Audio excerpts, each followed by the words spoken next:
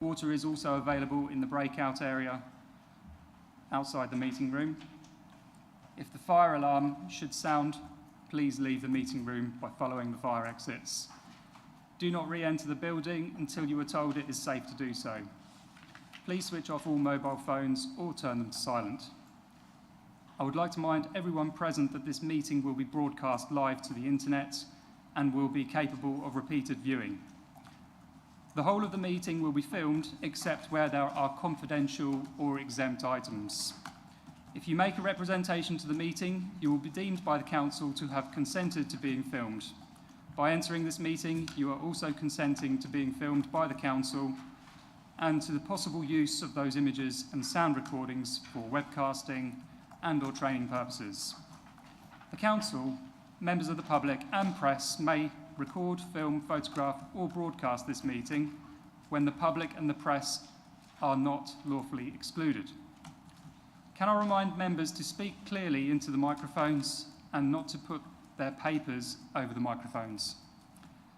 Can I please move to the agenda? Apologies for absence. Thank you, Chair. We have received apologies from Councillor David Bradbury, Councillor Teresa Davis and Councillor Julie Morgan. Thank you. Are there any declarations of interest? Councillor Scarf. Thank you, Chair. Could I declare an interest in item 10, the Community Governance Review, as I'm a Stowmarket Town Councillor? Thank you very much. Anyone else? Councillor Lay. Thank you, Chair. Same as Councillor Scarf, member of Stowmarket Town Council. Item 10. Councillor Rowe. Yeah, same interest as I'm on this Stowmarket Town Council. Thank you. Councillor Baker.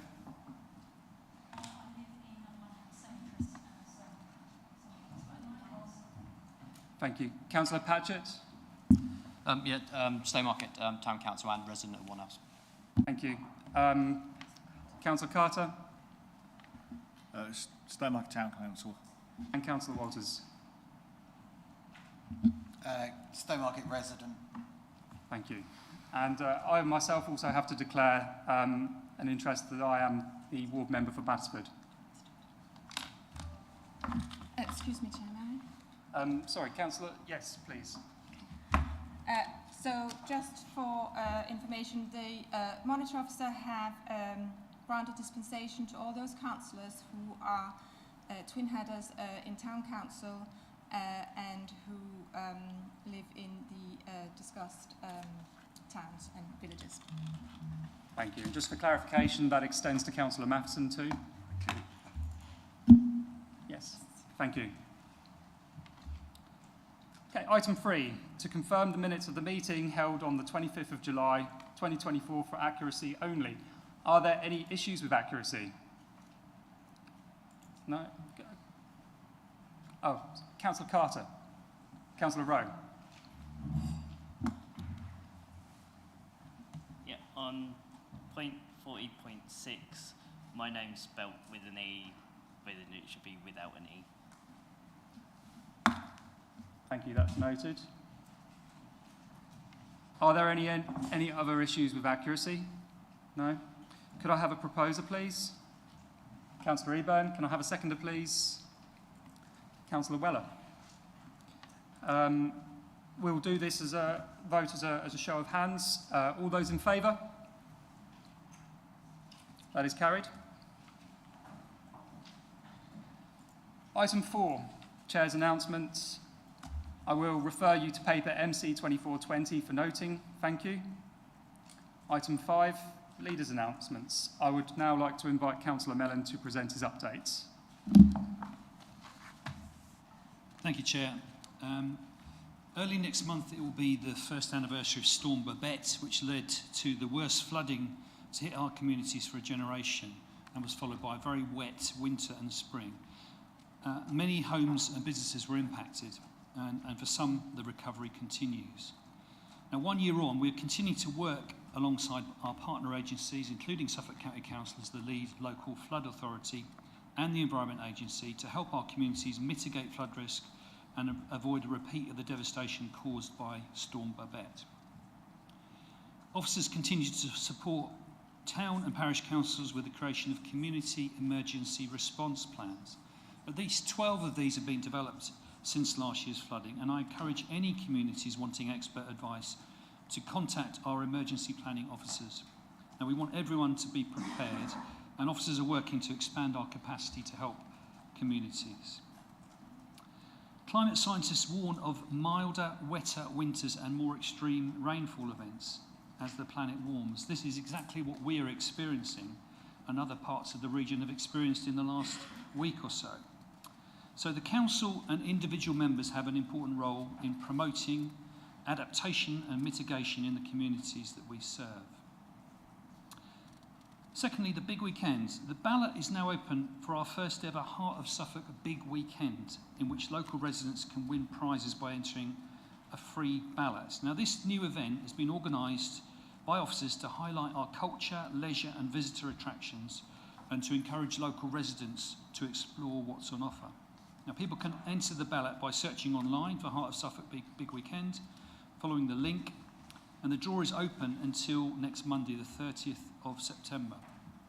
So can I encourage councillors to spread the word about this new initiative, which helps to celebrate and promote the attractions that we have across the two districts.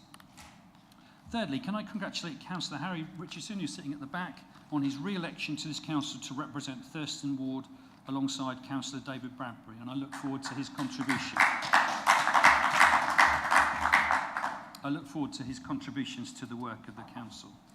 I would also like to express my sincere thanks to former Councillor Austin Davies, whose resignation triggered the by-election. He served as a councillor from his election in February 2022, was re-elected in May last year and served diligently on our planning and audit committees, as well as being a very effective director on Sifco and the holding company, and we wish him well.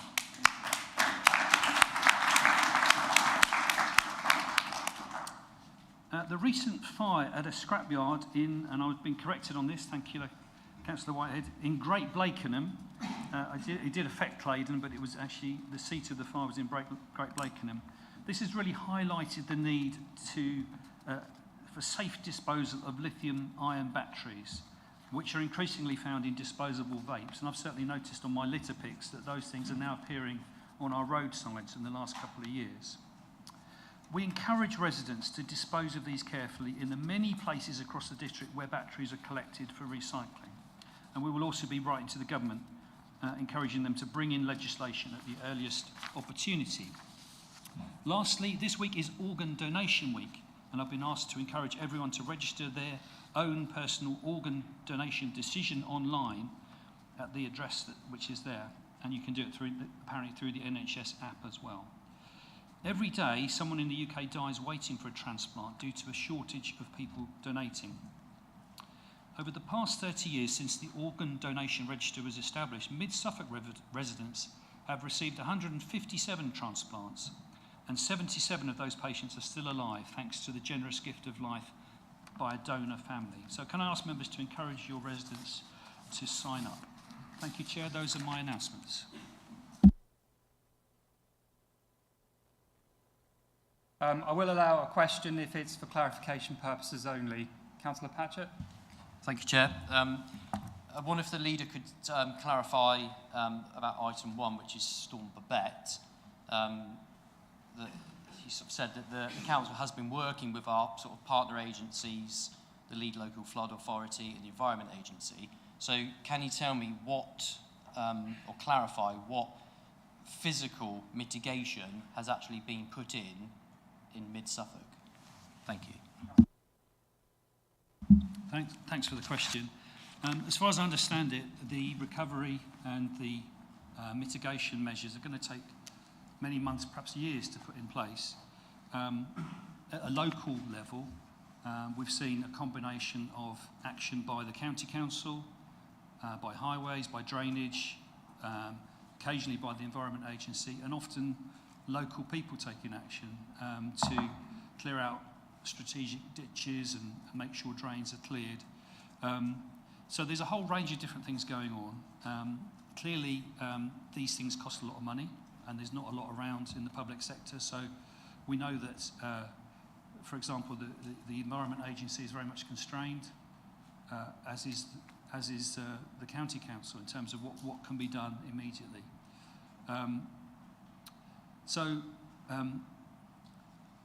I'm concerned going into a wet winter. We know that groundwater levels are high, and we could very soon be back in the type of situation that we've seen on our TV screens from other parts of the region. I suppose my answer to you is not enough is being done, but I know that communities are working to protect themselves. I know that the statutory organisations are already making an effort as well, but there's more that could be done. Thank you. On your letter to the government about disposable vapes, will you be copying in our 3 new MPs for the district also? Thank you, Councillor. We can certainly do that, yes.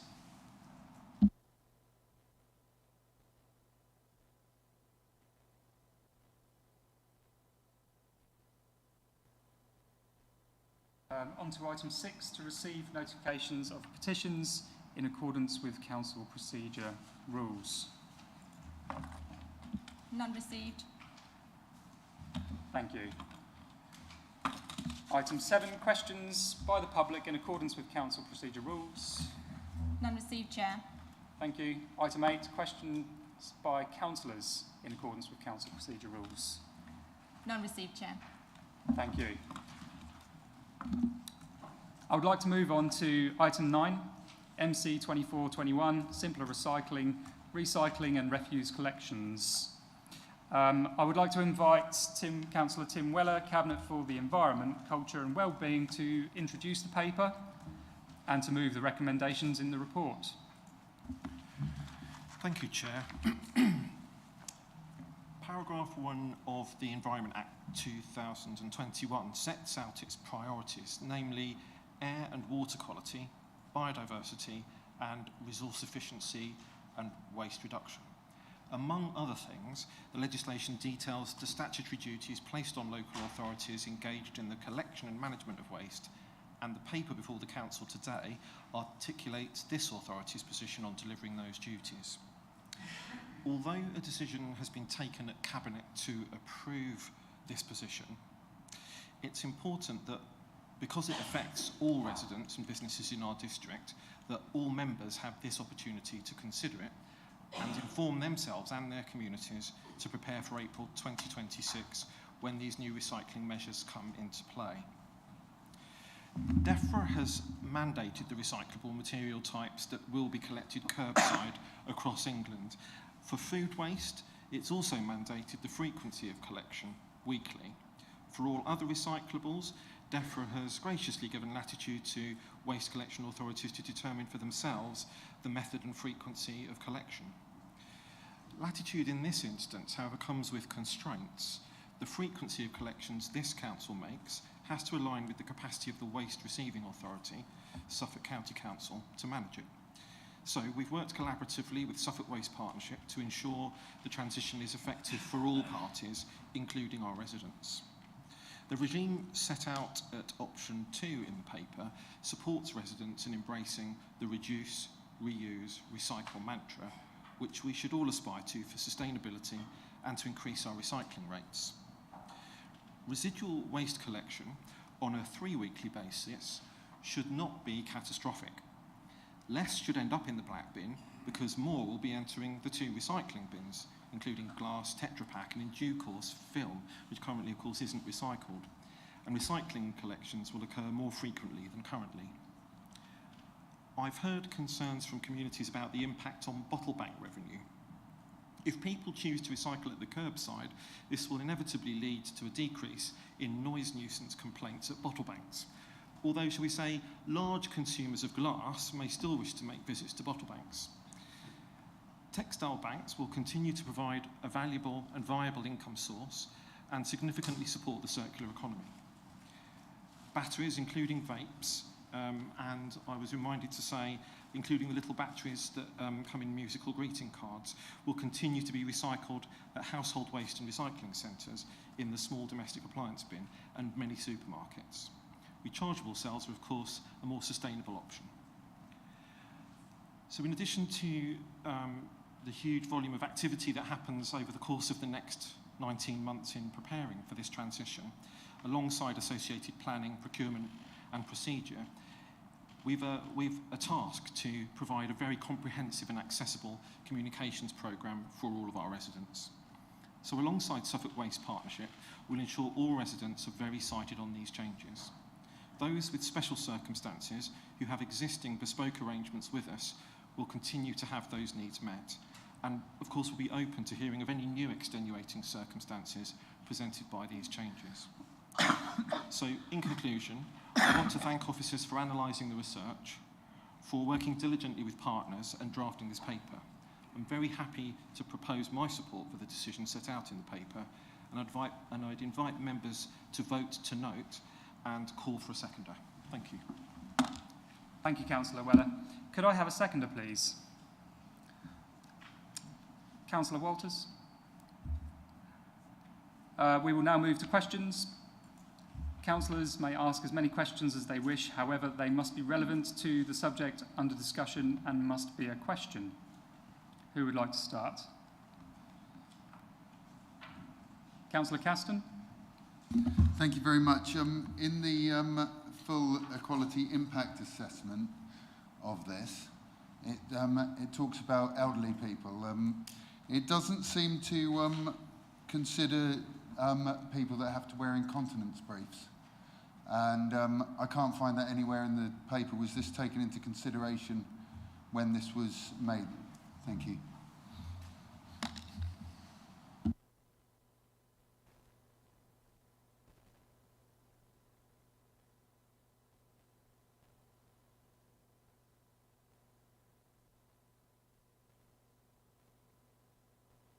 And that would include that kind of waste material, just as we do now.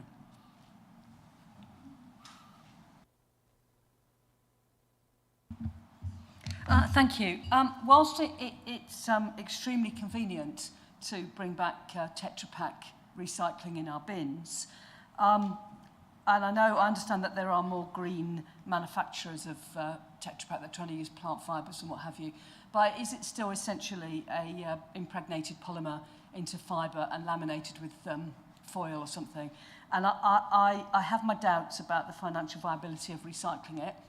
So I would like to know more information about it if that's at all possible. I realise that won't be done in the meeting.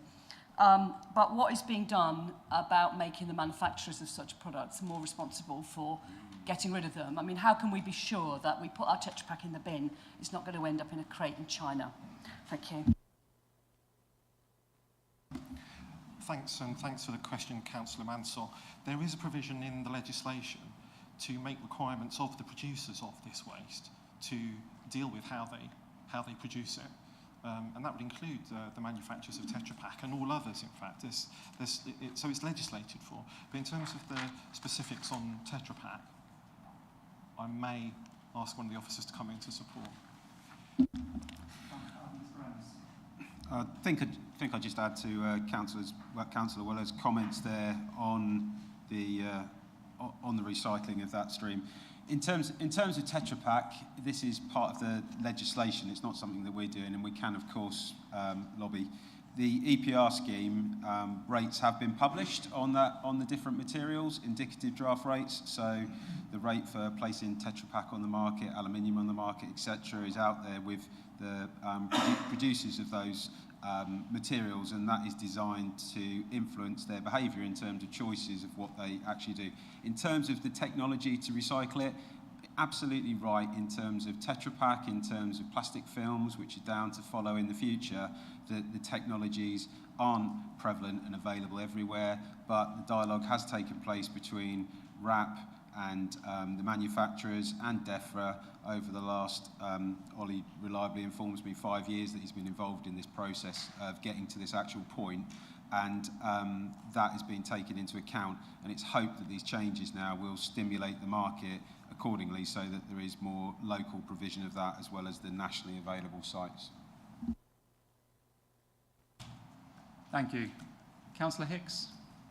Thanks. Have you done an assessment on the total loss of income to all the village halls that at the moment collect between about £250 to £500 a year from glass income? What is the total cost to Mid-Suffolk's residents, or communities, I should say? Yeah, just check with Ollie. Ollie informs me the total loss of income would be in the region of £35,000. No decisions have been made on this. As Council will probably be aware, this is a contract that's procured by the Suffolk Waste Partnership for the collection of glass across Suffolk.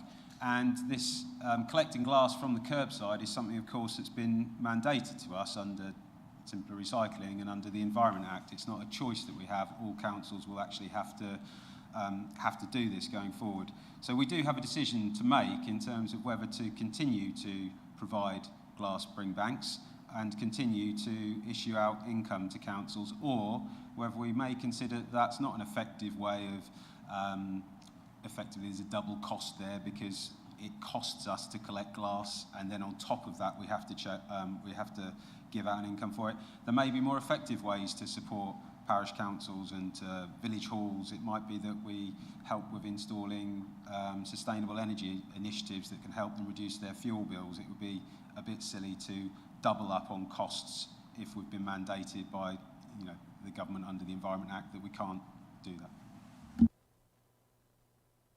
Councillor Marriott. Thank you.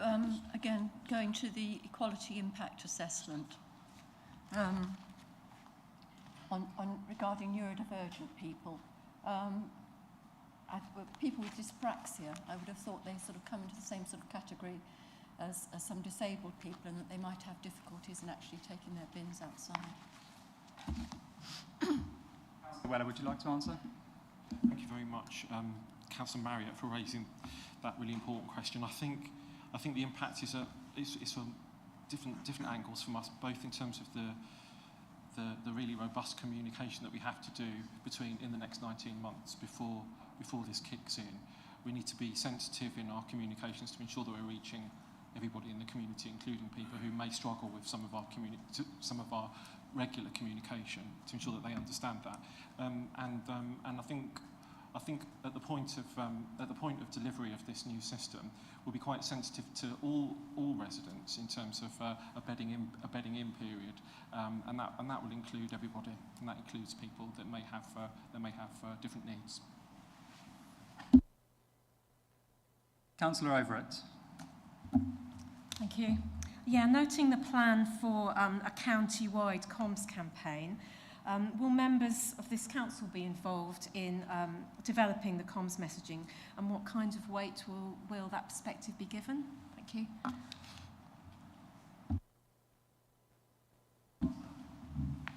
Yes, absolutely. Councillor Robert, thank you very much for your question. Absolutely, all members, both sides will be involved in the communications campaign, and feedback about how it's working, both from a Suffolk Waste Partnership perspective via lead member and myself back into the Suffolk Waste Partnership, and also on a local level what we're doing in the district and the districts, to feedback from members about how that happens and how effectively it's happening will of course be gratefully received.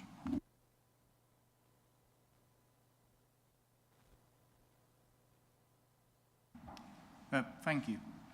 Whilst this is going a great way to improve some of the recycling and collection points for disabled individuals, there are certain recyclable things that we aren't picking up on currently, such as they're being withdrawn from certain supermarkets, the vapes recycling things, which, considering they're quite variable resources inside them, but they are not being collected due to these unsafe hazards. So what can we do to improve on collections of certain materials with that safely collected? And also the other thing that, whilst again as I alluded to recycling for disabled individuals, there are mobility equipment that have issues regarding the batteries, which have to be recycled at recycled centres. But once they're removed from the vehicle, from the scooter or a power chair, it's very difficult to then transport to recycling centres. So what can be looked at to encouraging that these are recycled safely and that they are being recycled and not disposed of hazardly? Thank you. Mr. Weller. Thank you. Thank you very much for the question. So coming to the first one, vapes can be recycled at the moment, as you say.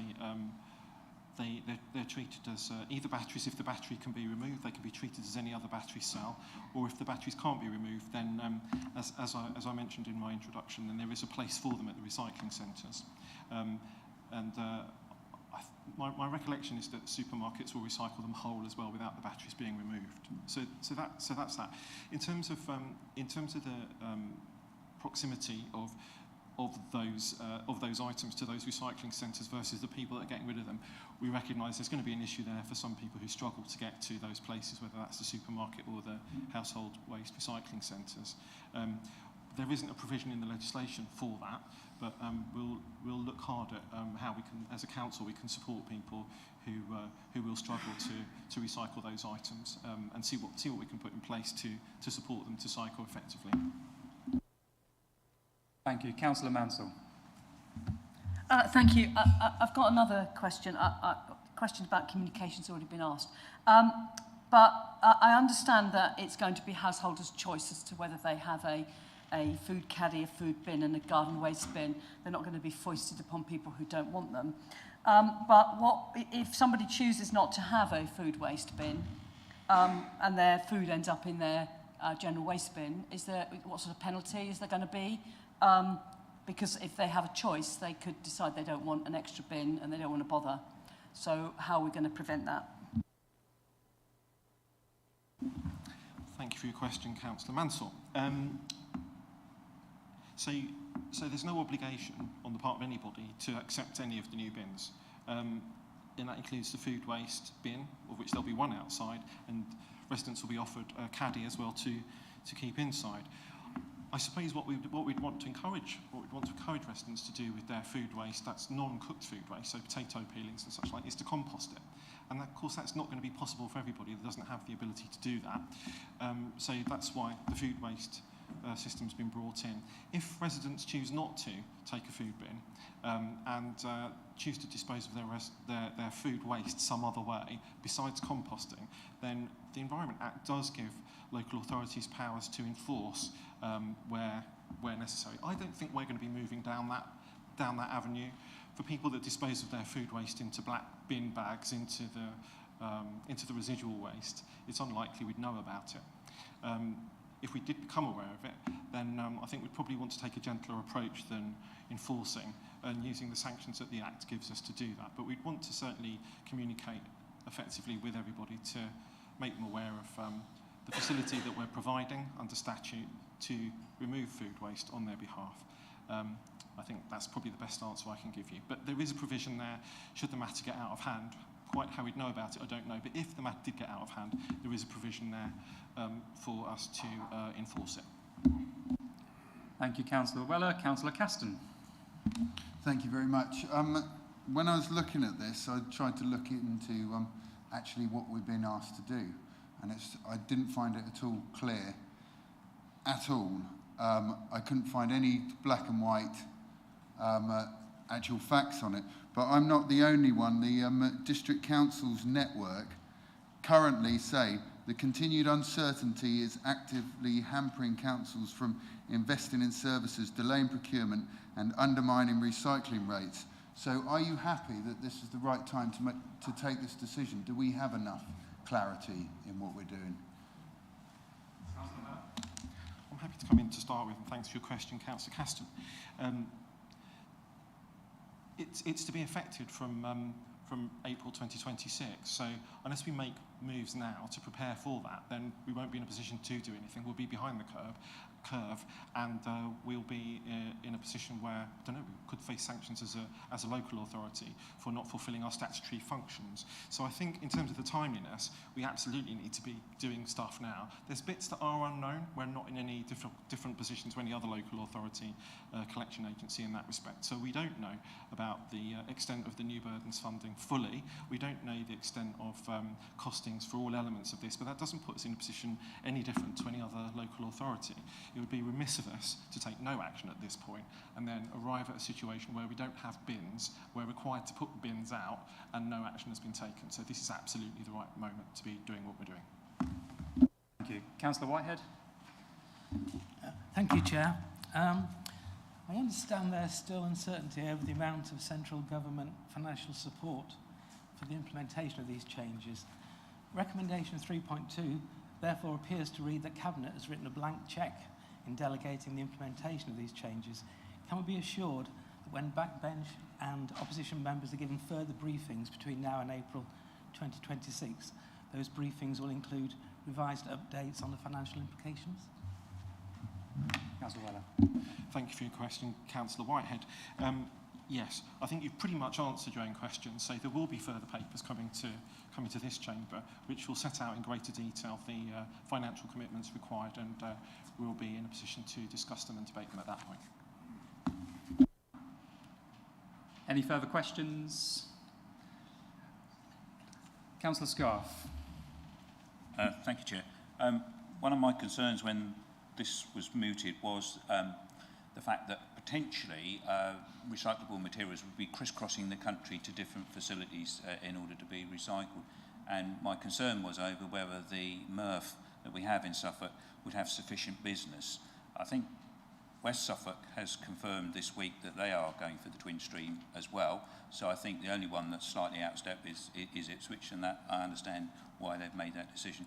So are we in a position now to sort of confirm that the economics for rejigging the MRF within Suffolk to deal with the altered waste streams that will come into it will make it economically sufficient for it to actually happen?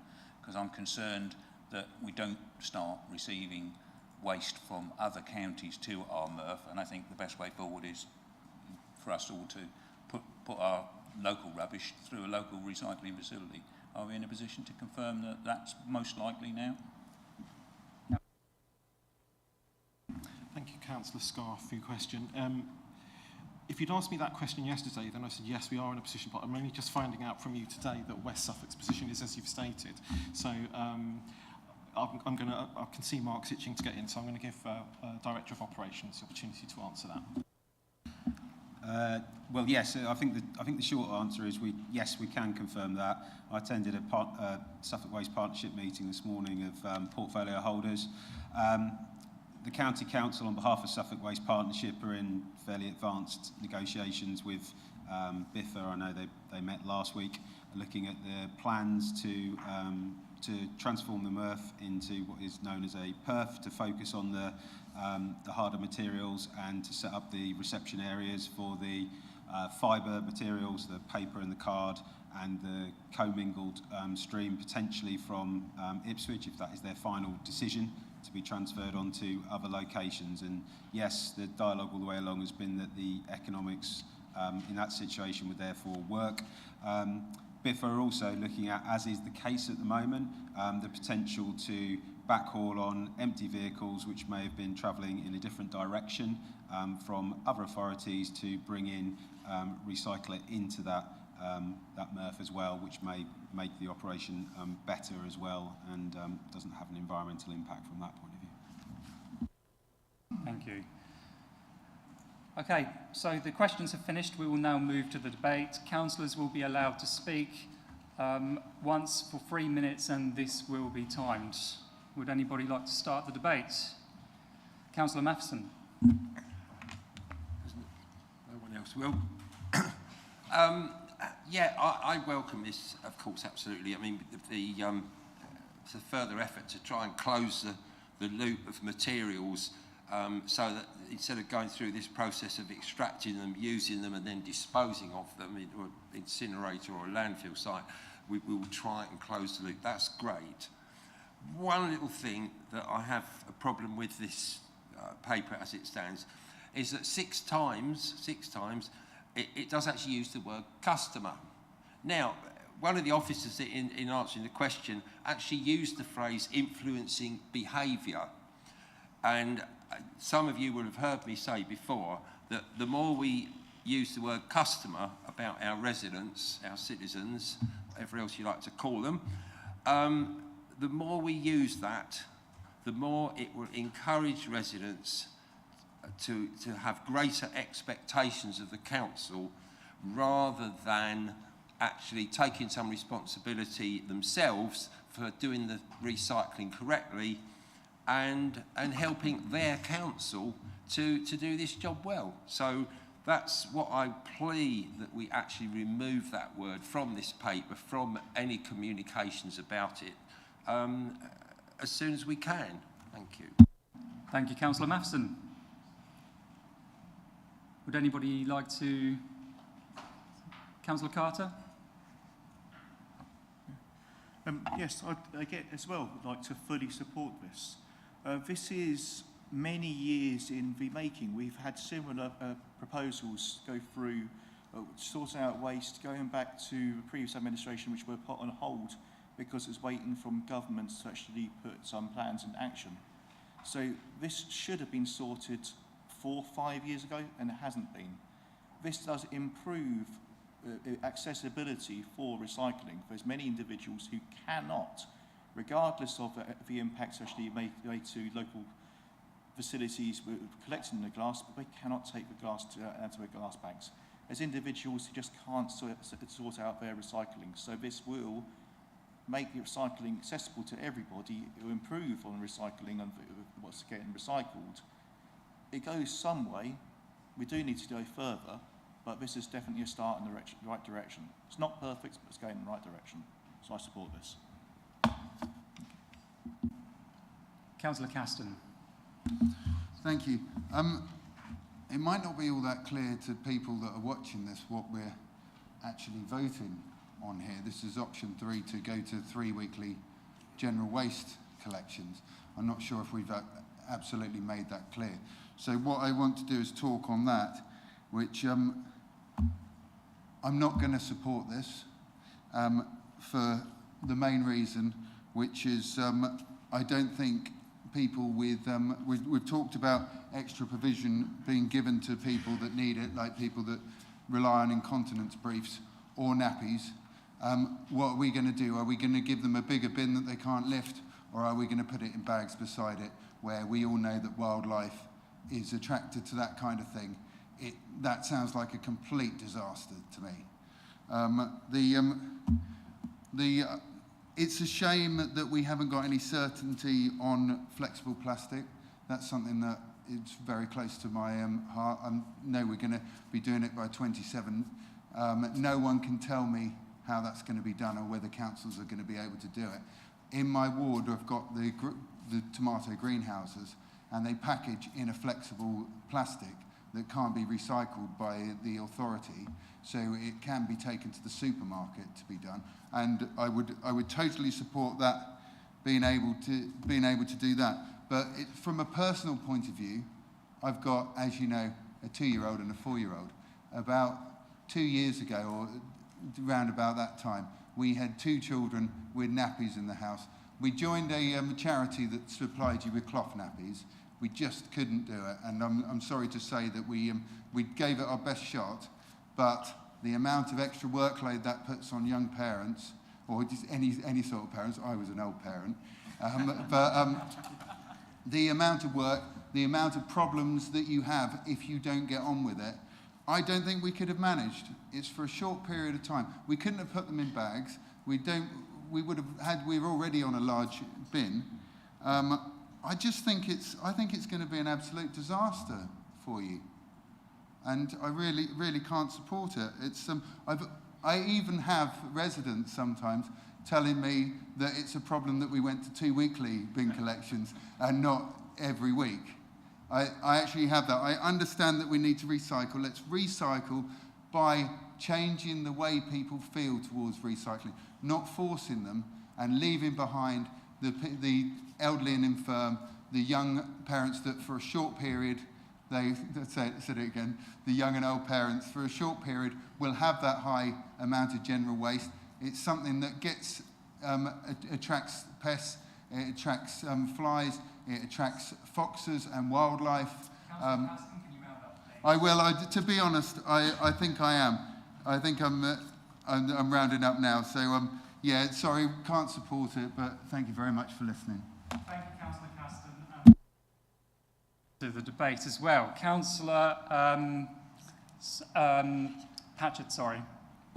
Thank you, Chair. Well, I think the absolute disaster is the direction that the planet is heading if we don't actually put some of these measures in place. And nationwide, I think, because, you know, even still with 23, we are still the, you know, the biggest green council in Europe.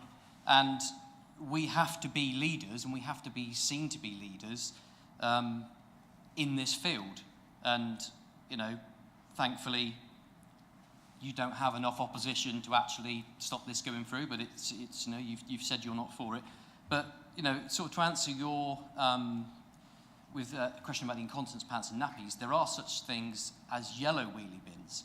So hopefully, I don't know whether Councillor Weller or the Ollies or Mark have actually sort of looked into this, but whether we could actually do something with the yellow wheelie bins, which may actually solve your problem with the incontinence pants and the other medical waste that some people have. Because I've seen them, you know, I've seen yellow wheelie bins. So because we're sort of sensible, pragmatic people, we'll probably look into it, and that's probably what we'll do. Thanks.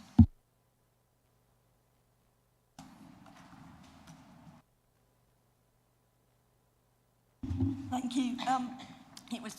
I'm a little bit older than Councillor Caston, so my days of changing nappies are a little bit further away, but I do remember it very well and send solidarity to parents in that situation. But I just wanted to mention that I think the papers say that 30 to 40% of the content of black bins at the moment is typically food waste. So hopefully, if that is no longer in the black bins, there will be a lot more room for nappies, which will make life a little bit easier for parents who need to make use of that facility. And hopefully there are lots of good, I think you mentioned there are lots of good projects around the country supporting parents who do want to move to using reusables. I know it's not always easy, and running lots of washes can be expensive, but hopefully we can do things to support parents who do want to make that transition. And I will be supporting this. Thank you. Thank you. Councillor Scarf. Thank you, Chair. I think when you're considering things like this, it's always best not to be a trailblazer, and I can certainly say we're not a trailblazer here in Mid-Suffolk. Other authorities already operate very, very similar systems. I think the tragedy of the whole thing is that we've still got all flexibility to do actually more or less what we want to do within the confines of the Environment Act, which leads to different forms of collection, and I think that's unfortunate. So I'm pleased that we're not a trailblazer in those terms. I think there are unanswered questions that we have, and I think the biggest unanswered question we have is over the government's support in terms of finance for us transitioning to a new system. We know already the likely figures that they're going to give us, and we know that there's already a shortfall, and I suspect as things move on there'll be an even bigger shortfall.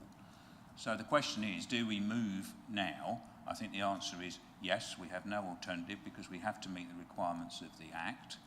But I think the biggest problem is actually going to be, A, the financial recompense from the government, because I suspect we won't be fully recompensed. You ask yourself then, well, should we be doing it? I think the answer is, even if it costs us money, we should be doing it because it's the right thing to do for the environment, and it's the right thing to do to increase our recycling rates to nearer 60% rather than their current level. So on balance, I will certainly support this. I do think the education programme for our residents is really crucial, and I think there's a role to play for all of us as district councillors with our parishes, etc., because we're all going to be bombarded with questions about it. There's going to be hiccups along the way. The first 6 weeks are not going to be perfect. That's a guarantee, because we're even going to get mixture of recycling in the different recycling bins. That's a given. I think people will get so confused. So the most we can do is move forward with a good education programme and hope that the government actually support us financially. Thank you, Councillor Scarf. Councillor Winch, please. Yeah, if you look at the DEFRA League tables for recycling, you'll see that none of the Suffolk authorities are in the top 200. So I think this is long overdue. As it happens, the previous government mandated these changes. So local authorities have to conform to the law. And unless we start putting in place the operational requirements now, we're never going to meet the timescale. So because we have to do this, we have to agree the structure of this thing at this point, which is either collecting bins 2 weekly and commingling the recycling, or collecting the bins 3 weekly and have a twin-streamed approach. You have to go one way or the other, really, otherwise you can't go forward. There are arguments on both sides. I think we were convinced by the fact we will get a higher recycling rate with the proposed method, and it will almost certainly be more cost-effective in the long term. We are nervous about financing arrangements, but again, it was the previous government that's put us in this position. We're not in a position where we can wait for all of this to be sorted out. As Councillor Scarf said, we're not going into unproven territory here. We're not the first people to go down this route.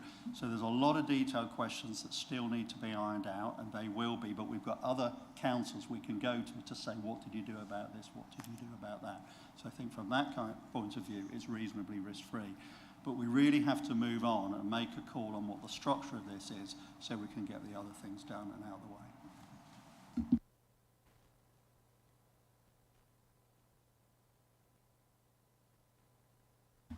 Sorry. Thank you, Chair. Just wanted to say, and follow on from Councillor Winch, to say that obviously this came about under a previous government, which I'm completely shocked that you're not going to be voting for this for all sorts of reasons. Not only are you so quickly abandoning the policies of your government, your previous government, but also letting us down as a council, trying to lever the very money we want out of this current government. You already said all the finances aren't tied up yet, so why aren't you voting for this and getting behind us in trying to get that money out of government?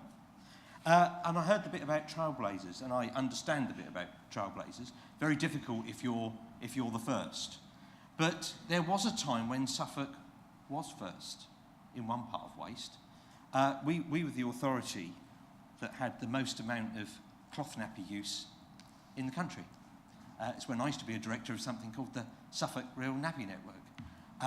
And it wasn't so much about forcing people to use reusable nappies. It was about allowing people to have the choice, because there's an array of products out there, and some of them incredibly expensive.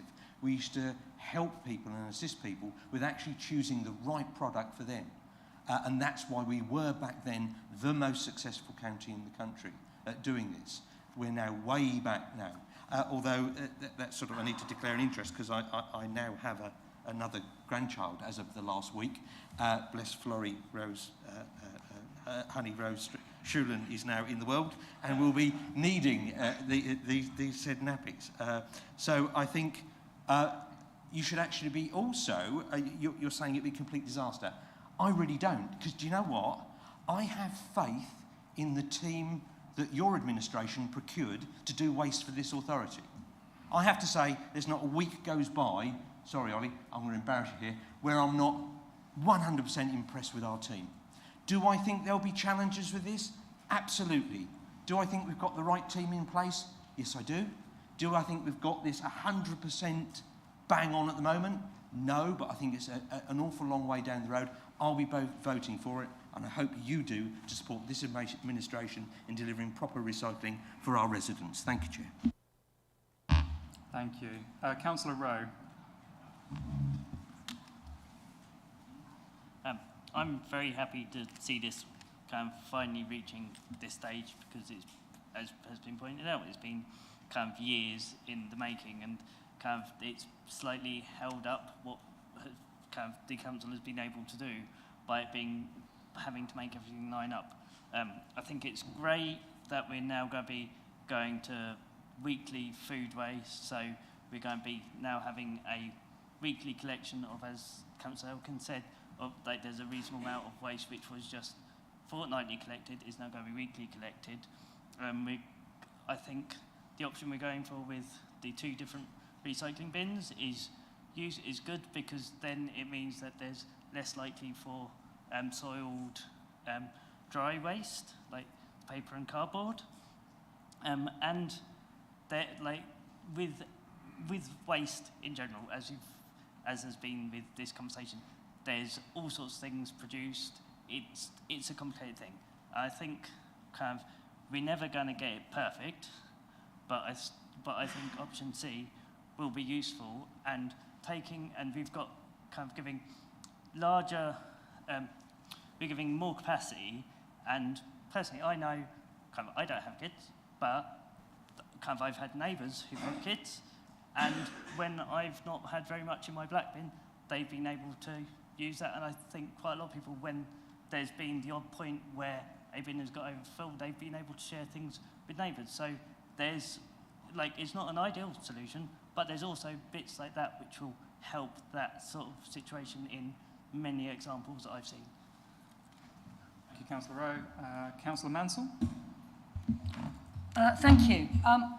I think what we're voting on here is our council's response to the government's new act about what we do about our waste materials.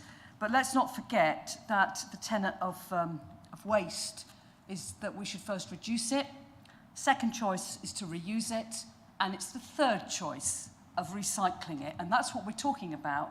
And I think, and I used the word easier earlier today. We're making it easier.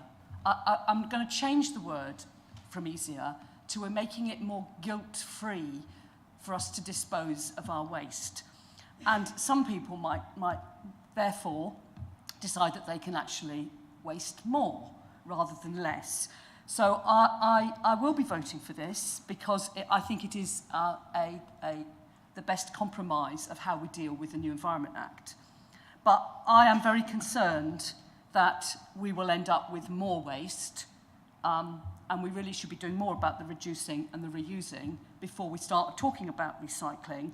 I think communication is key about, okay, we've got all these new bins, but we don't want you to waste anymore.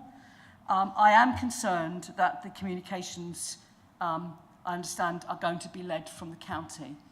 I'm not convinced of their track record of doing good comms. And I do think that we need to make a big effort to make sure that people are using the bins correctly, they are not wasting more. You know, it's still a guilt trip when you put something in the bin, whether it's a recycling bin or a food waste bin. We want to try and reduce that. And I think let's not move away from that basic tenet of what to do with our waste. We still want to reduce it, and we want people to be able to reuse the waste products before they even contemplate recycling. I will be voting for it, but I do think comms are going to be crucial to make sure that we get it right and we get our residents on board, and let's not forget reducing and doing all we can to those manufacturers to stop them producing materials that cannot be reused or recycled. Thank you.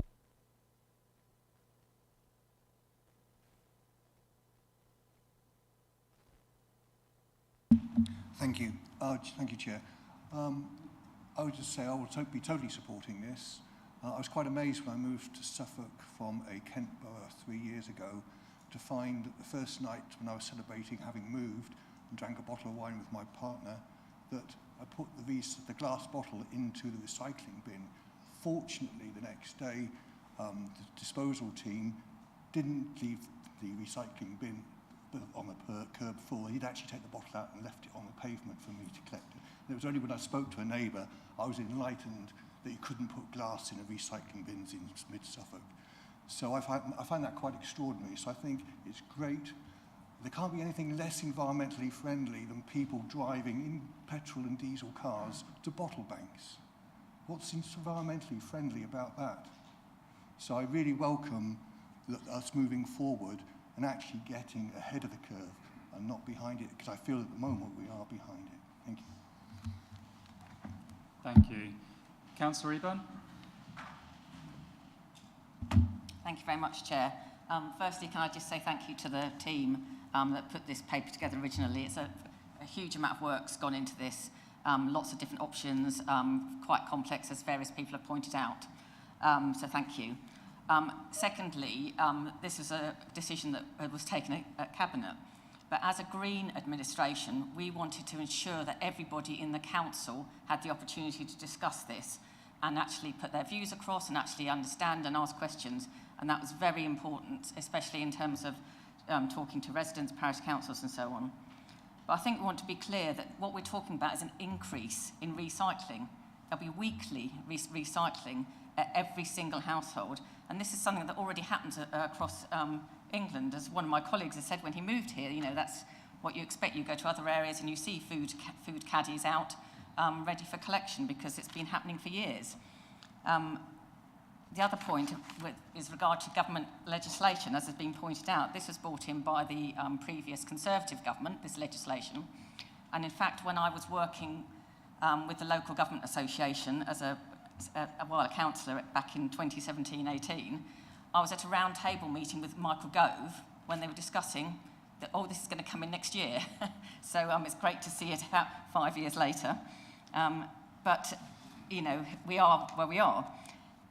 And I think issues about getting recompense from government, I mean, really, do we get recompense for our government for anything? Fully, we just don't. We didn't get from the Conservative government. I can't imagine that Labour government's going to open a chequebook for local government anytime soon. So I think we as a district council, and that takes all of us, have to really work hard to make sure that money counts. And I think what we need to ensure that we do, several people have made comments about communication. We need some really innovative communication in Mid-Suffolk. Yes, we'll work with our partners across the Suffolk Waste Partnership, but we need to ensure we're working with our neighbouring authorities, that residents are clear on what's happening, and that all of us get behind this and can really put it across to residents about the benefits to them. So I will be supporting this, and I hope that everybody else will. Thank you, Chair. Thank you, Councillor Ebo. Councillor Mellon. Yes, thank you, Chair. I'll certainly be supporting this. I think when the waste changes were first discussed and brought in by government, one of the aims was to try and get common practice across the country. So if you move from one authority to another, you don't have to sort of learn a new procedure or a different practice. If you go on holiday to a different part of the country, you would be able to do the same as you do at home. Now, we're not going to quite get there because there is some leeway amongst different councils in terms of practice, but largely we are going to move towards a common practice with this mandatory change to provide curbside collection of glass and weekly food waste. Now, we know that any change is disruptive because everybody is involved with waste. Every person, every household generates some waste, and a change to that means everybody is affected by this. But it does have the potential to confuse, yes, but it also has the potential for a massive step change in the amount of recycling we're doing and in the safe and productive disposal of food waste. It's really important, as others have said, and as Rachel has just said, that communications is key over the next 19 months. And we need to all work together on this. We need, of course, the comms which is going to come out of the Suffolk Waste Partnership. We need comms from our own team here. We also need councillors to step up and advocate that this change is going to be a positive thing. When you go to parish councils, when you go to meet people on the doorsteps or in community events. So it would be very disappointing if councillors use this as an opportunity to highlight the potential problems from this, because I think, yes, there may be problems, but there are ways we can get around them, and the team are looking to put in place special measures where they are required. Just to say lastly, this arrangement is already working in other parts of the country, and what councillors have found when they implement this 3-weekly thing, that the amount of residual waste goes down and you don't need to collect that bin every week or every second week. A 3rd week is perfectly fine. We are behind other councils in this regard, and we need to catch up. So I'm very happy to vote for this. Thank you, Chair. Thank you, Councillor Mellon. Councillor Marriott. Yes. Hello, I'm in favour of this. I think it's great to be able to have more effective recycling. I have been slightly worried about the 3-weekly refuse collection, but as Councillor Elkin said, as Councillor Mellon was just saying, hopefully there'll be a reduction in the food with these special food waste bins, so that there will be more room in the general bins for the general refuse, and all will be well. But we shall see in the event. Thank you. Thank you. Councillor Hicks. Thanks very much. Well, I won't be supporting this, and it's for three reasons, really, which are quite straightforward. Firstly, I don't believe 3 weekly collections is a good thing. We've heard about Councillor Caston. Certainly where I live, most of the bins do get full, and it's not just food. And people really value that collection every 2 weeks. And I think to see that withdrawn is not the right approach, and that's why I won't be supporting this, because I don't think option C is the right approach. Secondly, we've sort of just dismissed very quickly residents, small communities, where £300 for glass is a huge amount of money. It does make a real difference. I can name multiple village halls in my area where that £300 is a real important factor. So just to dismiss £35,000, just, oh, well, sorry, villages, that's okay, is not the right approach. Thirdly, food collection. Do we really want waste vehicles going around every single lane in Suffolk collecting a bin, this by this, full of waste? It is a ridiculous operation. Finally, those living in blocks of flats, bins stacked up, where are the bins going to go? Very little thought, there's no mention of that in the paper. So I have listened to residents, Councillor Stringer, and the residents are very clear to me they believe this is a fundamentally not a good idea, and therefore I will be going with what my residents have said to me in the feedback I've had, and they would like to keep their 2 weekly collection, so I won't be supporting this.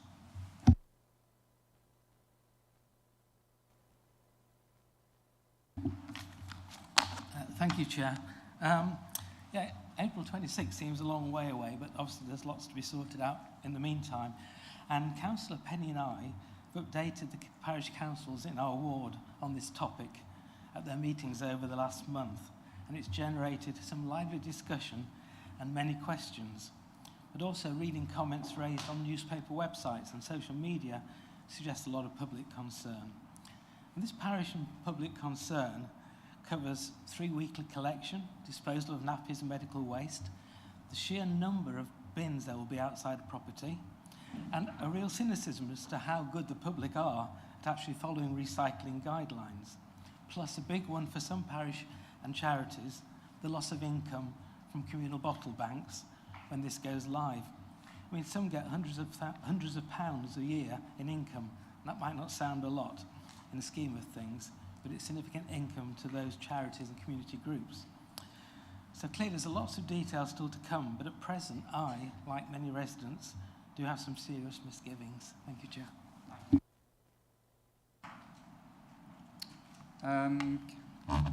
Councillor Penny.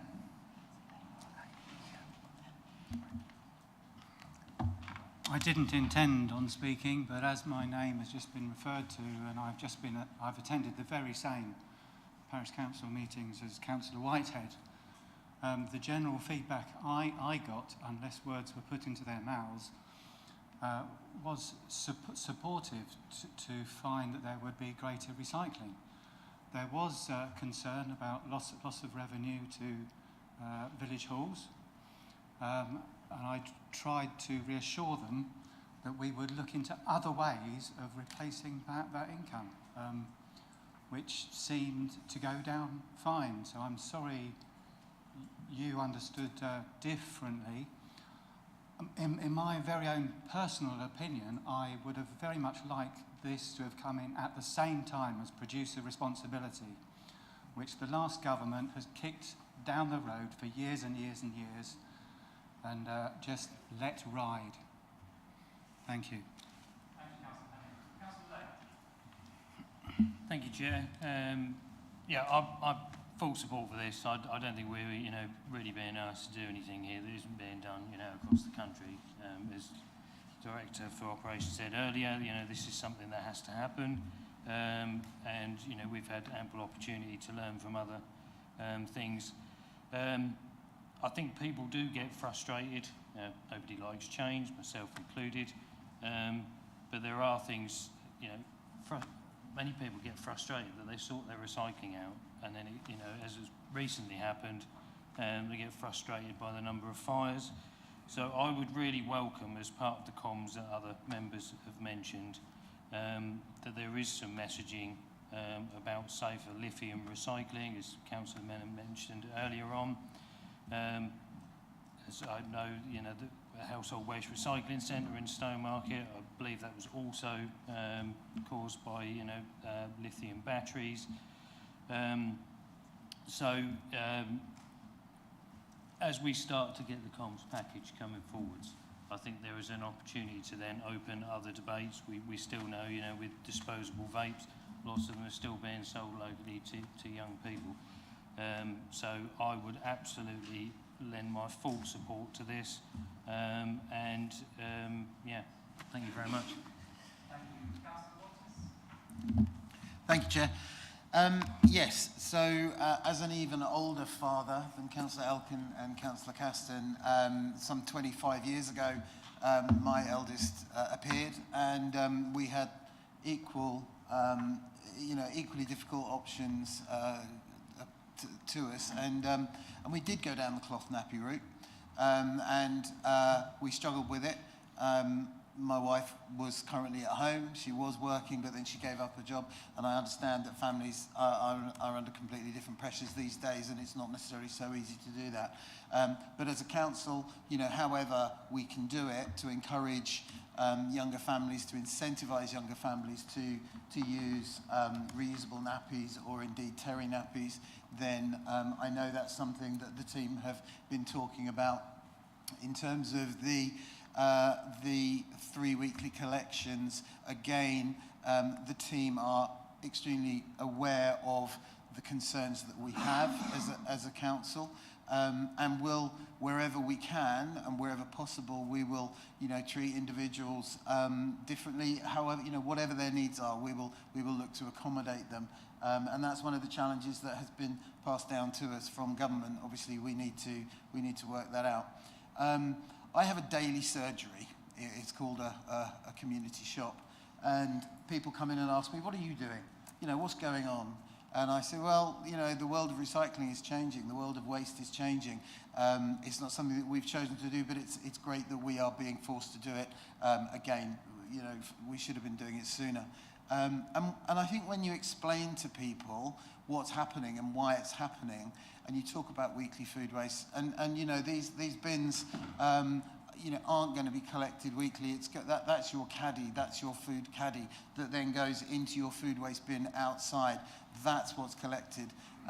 We are very, very determined to implement electric collection vehicles for the collection of food waste. So that's something that as a council I know that we want to try and do, and I know that officers are looking at those options, which will obviously be a much quieter thing to happen on a weekly basis.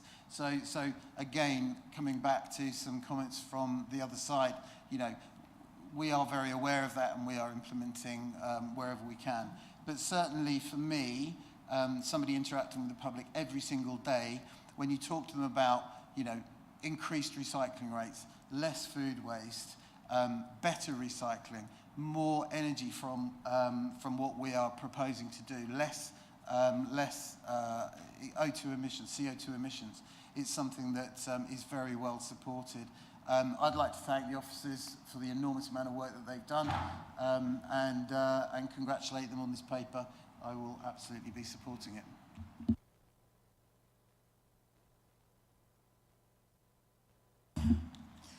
Thank you, Chair. Just like to mention that, so I go to the recycling centres weekly. I'm there, you know, recycling glass and Tetra Pak, and I'm back and forth. So I really welcome this, that I don't actually have to travel every week to do these recycling collections. I'd also like to challenge people about the black bins. Once this is put in place, exactly what will you be putting in your black bin? And if you really think about it, I gave myself this challenge a couple of years ago to see what I could reduce. And actually, if you really start doing this, there's not a lot that goes in the black bin. I know that there's some mention about some of the areas that Councillor Hicks mentioned. I'm quite connected to friends and family in rural communities, and there is a bit of a habit of everybody whacking everything in the brown bin because, you know, they're not sort of in the towns, they don't necessarily see the build-up as much. So, you know, and even some people have just big bonfires in their garden whacking everything in because they just want to get rid of it. Yeah, so, you know, I think once it becomes a bit more visual to people, people become a little bit more aware. The other thing is about, you know, mentioning Councillor Mansell point about, she's concerned about the food waste increasing because we've got sort of a pot to put it in. I think will actually make people a bit more aware. I'm constantly reminded about actually we're cooking too much, or my teenagers leave a bit more food left on their plate that they shouldn't. Actually, once we see it in a pot, I'm going to think, you know what, I am cooking too much. So it will become a bit more of a conscious thing. So there's so many aspects of this that I think will improve matters. So I will be supporting it. So the changes that are coming in food and waste recycling are significant and very sensitive, will be a very sensitive issue for many people. And it's an issue that really does deserve robust debate. And I thank every councillor that has participated in that this evening. Councillor Warboys, you seconded the item and you have the reserved right to speak. Oh, sorry. Councillor Walters seconded it. Would you like to speak now, Councillor Warboys, and then we'll wrap up? Thank you. Thank you, Chair. I will be supporting this motion.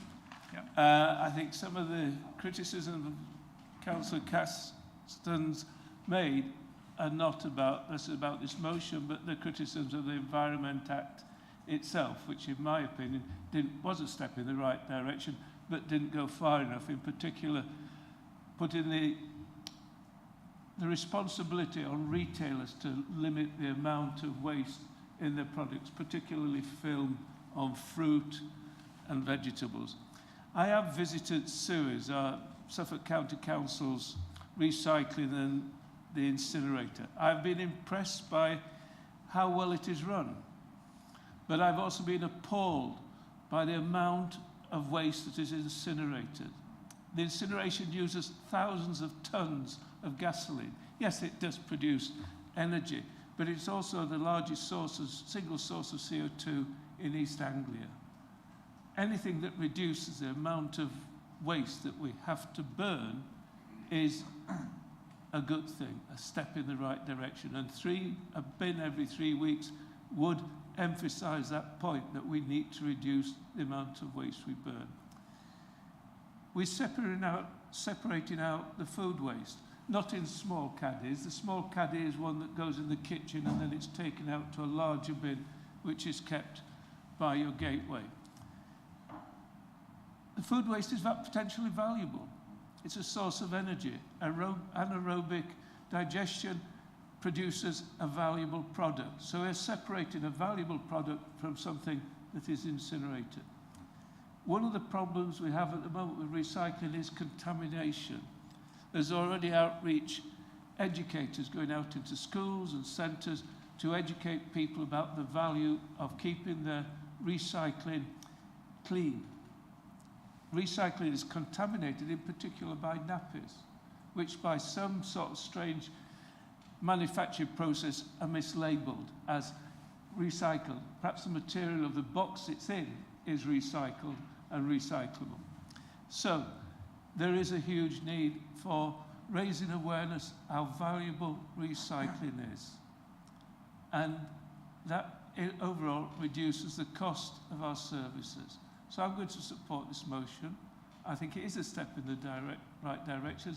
I think there's a huge amount of work being done around the logistics of it, which are complicated and will need to be communicated very effectively. And there will be problems. It will suit 95% of our residents, perhaps 5% of our residents will need extra help with disposable nappies. Thank you. Thank you very much, Councillor. Q, the seconder, would you like to speak for 3 minutes? Nothing further to add, Chair. Thank you very much. Councillor Weller, would you like to wrap up, please? Thank you, Chair, and thank you, I think, almost every member for their contributions to the debate, which I suspected, and correctly suspected, would be interesting. I'm only going to touch on a few of those made because I think the leader wrapped up fairly well for me earlier. But I will make a few points around some of the observations of those opposite around the statutory responsibility that was brought in by a previous administration I take Councillor Caston's point that I think the point he was trying to make was not that he was against that as a concept on the whole, but just the way this authority has adopted the frequency of the collections. But that is something that's for this authority to do. It doesn't do it just on the back of, by sticking a finger in the air. It's been on the back of research that indicates that that black bin will be emptier at the end of 3 weeks than even it is at the moment after 2 weeks, because of the additional recycling that's possible by the introduction of the other aspects that we're bringing in. And I'd say to anybody that's not from personal experience, but anybody that's tried washable nappies, to give it another go. Give it another go if it doesn't work. If at first you don't succeed, give it another go. There's always a way to think about how we include residents. So I think was a really important point that Councillor Marriott made around looking at how our communications reaches all elements of our community to ensure that those messages are well received and that we can check those out. Councillor Patchett made the point, what if we don't do this? There's two consequences to us not doing this. One is that the planet will suffer, and two is that we'll be in breach of a legislative requirement which places a duty on us to do this. So that's the answer to that. And the other bit that I would just add by way of clarifying his other point around our administration, it's not just in Europe. We're the proportionally largest green administration in the Northern Hemisphere, and of course I'll use every opportunity to remind people of that. The other point he makes around yellow bins is an interesting one. Yellow bins are for clinical waste, as he correctly says, but a separate contract is required for the collection of clinical waste, which doesn't normally fit within local authorities to provide. So, without scotching the idea entirely, there's only certain conditions where a clinical waste or a yellow bin can be put in place.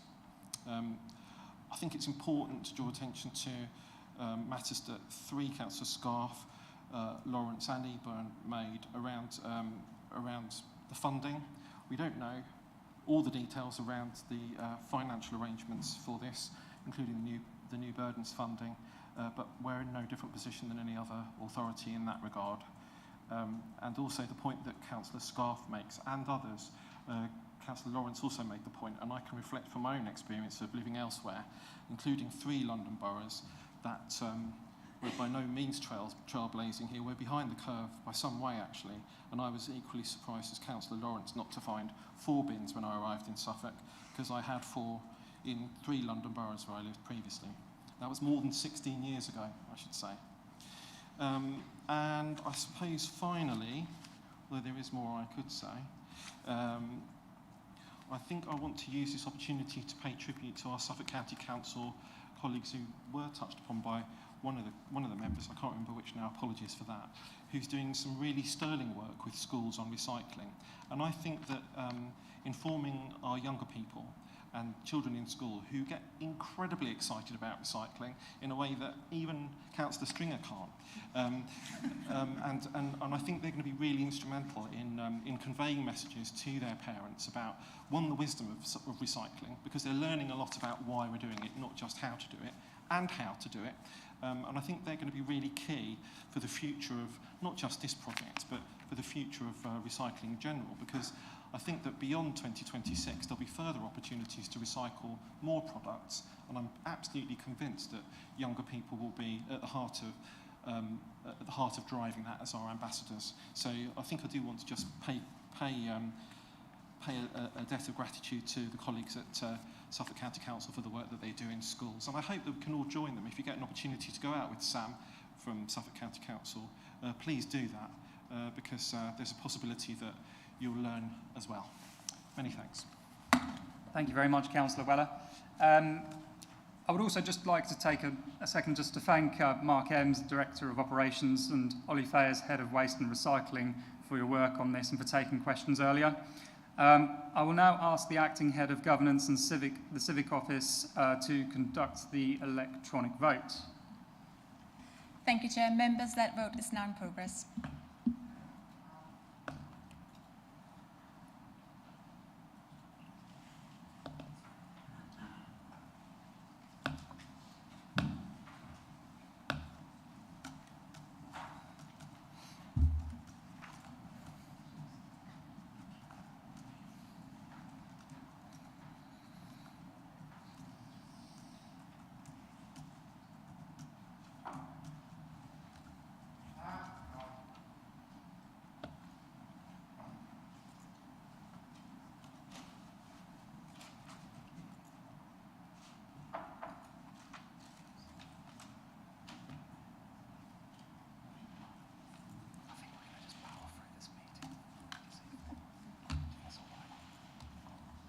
Councillor Linda.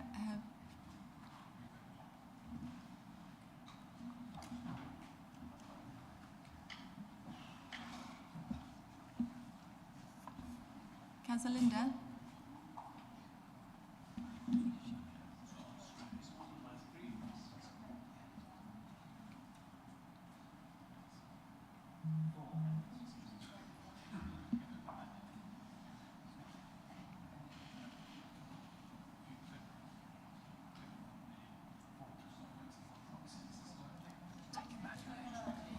Councillor Linda, may I take your vote verbally, please?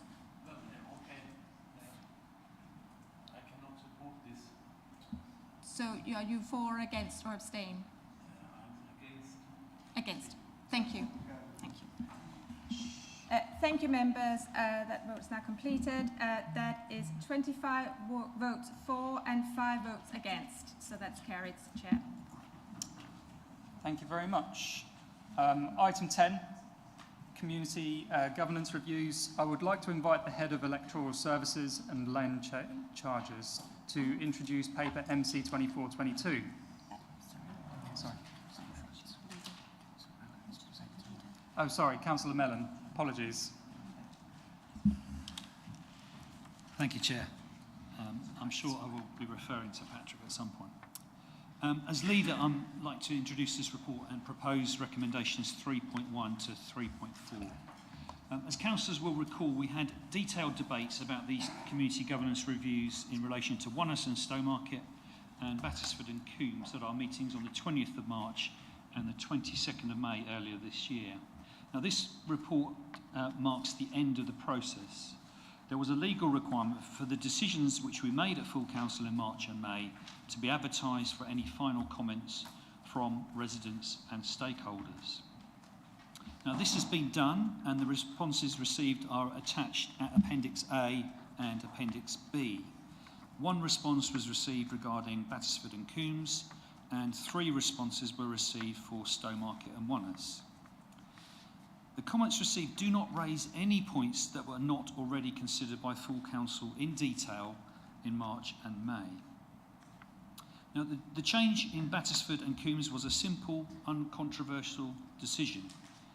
The Stowmarket Wannes issue was more complicated, and councillors will recall that we debated the issue at considerable length, and eventually the council came to a decision by vote. So we now have the end of the process to approve following further reconsultation as is legally required. I do not think it would be helpful to reopen the debate that was held earlier this year. Now, I understand that not everyone will have been happy with the decision made, but the council came to a view and we need to simply complete the process following that decision.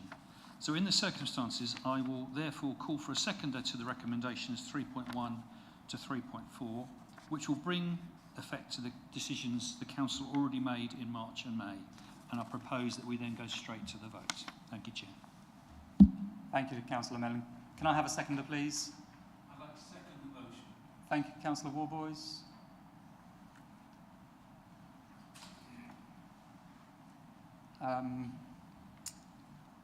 Okay, we'll now move to questions. Councillors may ask as many questions as they wish. However, they must be relevant to the subject under discussion and must be a question. Who would like to start? Councillor Patchett. Thank you, Chair.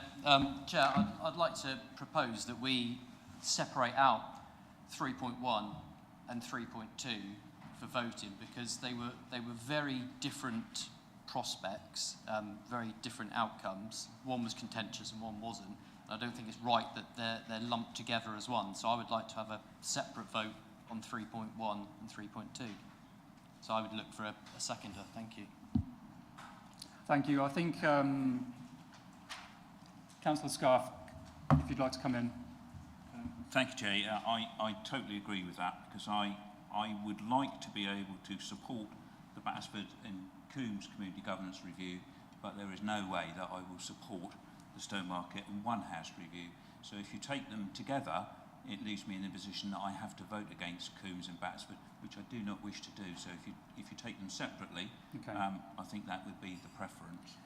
So we could take recommendations 3.2, 3.3 and 3.4 separate from recommendations 3.1. Would that work? Okay, we will do that then. Okay.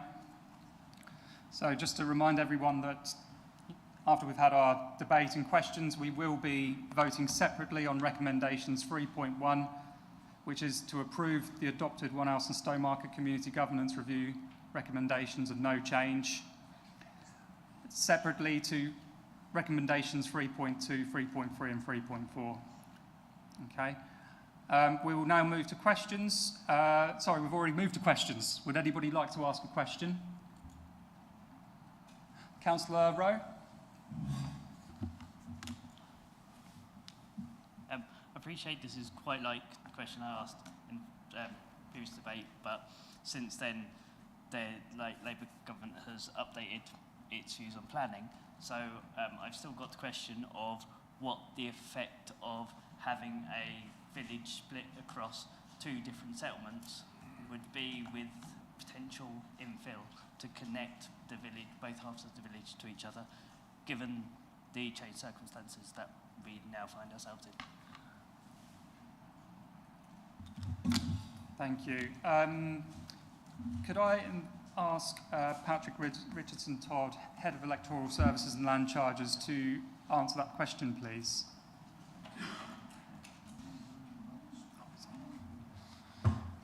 Thank you, Councillor Ward. There are no significant changes. These are administrative changes on an electoral basis.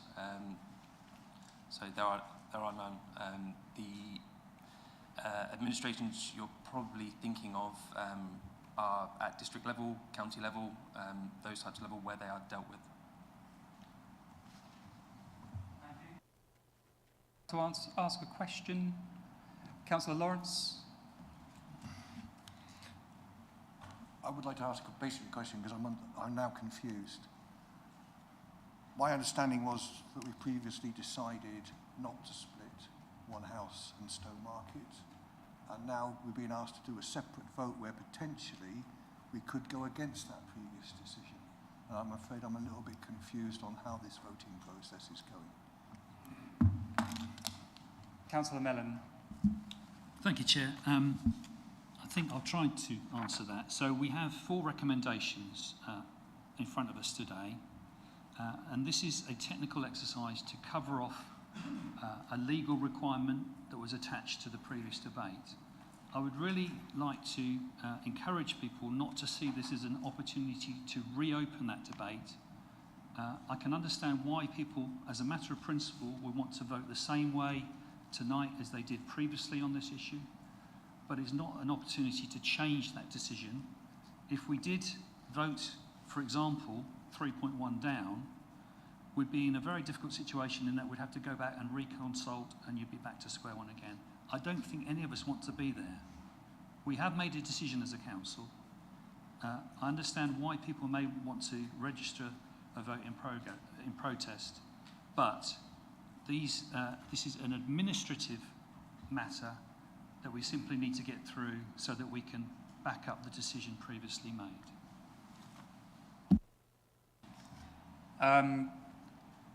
Councillor Lawrence, I'll give you another question. If I can come back on that then, if it's purely an administrative matter to support the previous decisions, then it should stay as one vote for all 4 items. Thank you.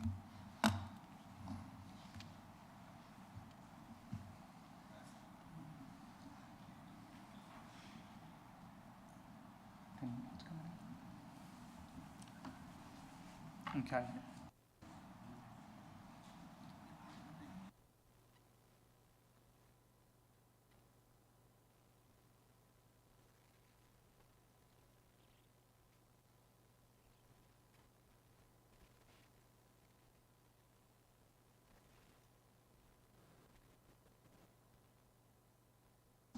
Thank you, members. Following the advice from the monitor officer, it is suggested that we vote on all of the recommendations together, and those who disagree have the option of abstaining from the vote.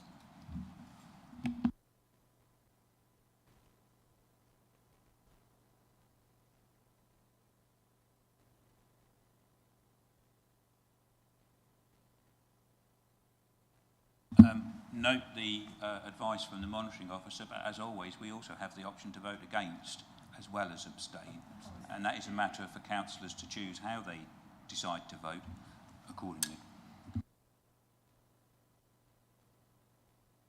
Sorry, far be it for me to question the monitoring officer, but I do believe that actually anyone in this chamber can put in an amendment to change it and to withdraw an item as well. It may get voted down, but you can amend what is before you and the recommendation at any time up to the vote.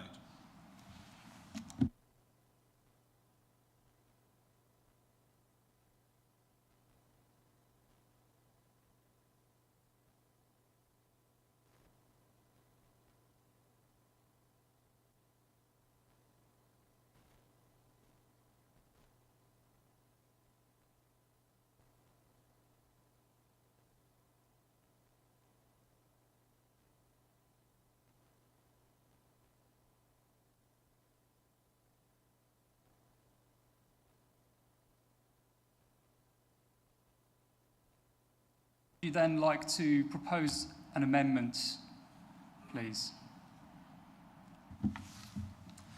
Thank you, Chair. So I would like to, my original statement sort of would stand true, that I would like to propose that we vote on each of these recommendations separately, as that they are separate items. Some are contentious and some aren't, and people clearly, councillors should have the democratic right to express what they are for and what they are against, and we don't. I think it's the lumping together is too much, really, as people have opposing views on each of the four subjects. Thank you. Is that the amendment? Your amendment is to vote on these recommendations separately. Am I correct? That is correct, Chair, unless Councillor Scarf has a better way to word it than I do. Thank you. Who would like to second the amendment? Councillor Scarf? Yeah, I'm quite happy for it to go either 3.1 and then 3.2 to 3.4, or for them individually. I think either gives us an option to choose how we decide to vote and allows us to make our own decision. So I'll second. Thank you.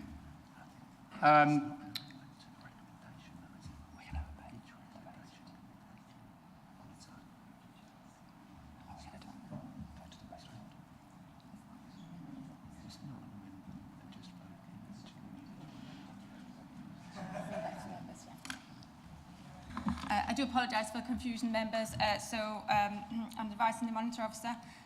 This is actually not an amendment. We are just agreeing that we're going to take each recommendation and we're going to vote on each recommendation separately. So we have a process seconder. I think we need to agree on that and just have a quick vote that we're going to do that. Thank you very much. Thank you. Yeah, we can do that by.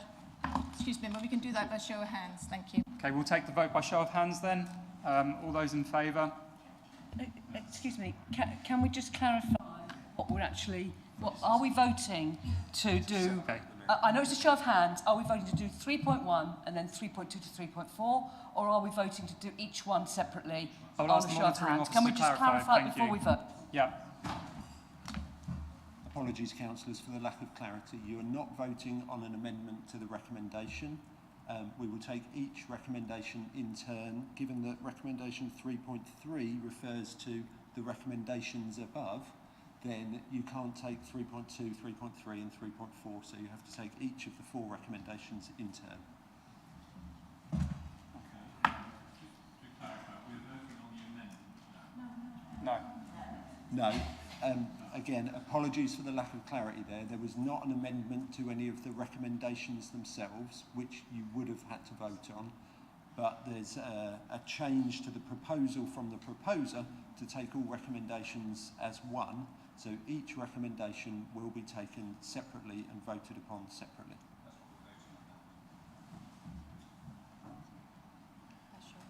Okay, we'll take a vote by a show of hands. All of those in favour? In favour of... Sorry, I'm still confused. I thought the monitoring officer just said we didn't need to vote on whether we do each one in turn. So do we not now have a chance to debate the proposals before we vote on 3.1 and then on 3.2 and so on?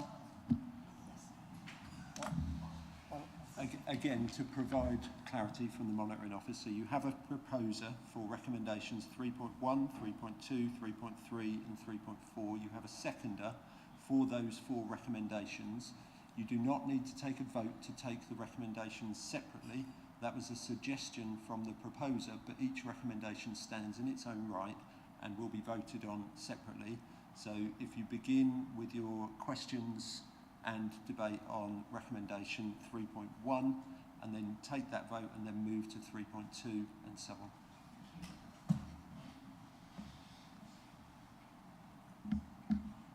So we're not doing a vote for this? No. Okay. So it's 3.1. Do you want to invite questions? All right. So could I invite questions, please, on recommendation 3.1? To approve the adopted One House and Stowmarket Community Governance Review recommendations. Would anybody like to ask any questions? Councillor Pearson? Thank you, Chair. I must admit, I'm a bit confused now. What I don't understand is that this is a previously agreed, what's the term used? Previously adopted matter. If there was a vote this time that was against this recommendation, what effect would that have?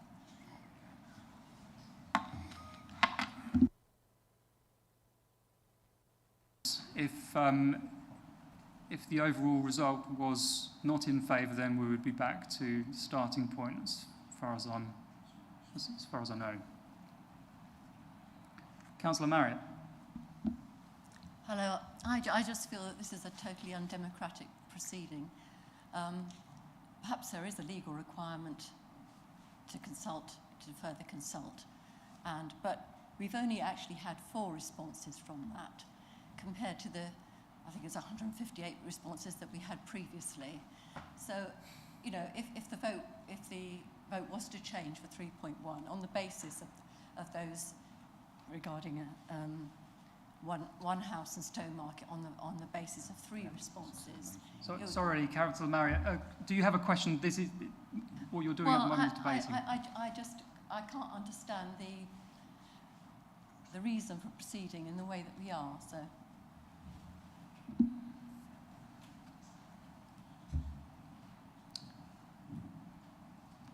Right. Are there any other questions? Okay. We'll move on to debate then.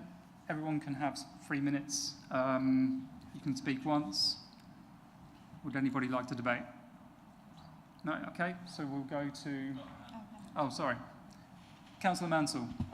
I just really wanted to just to respond on what Councillor Rowe had said, had asked as a question.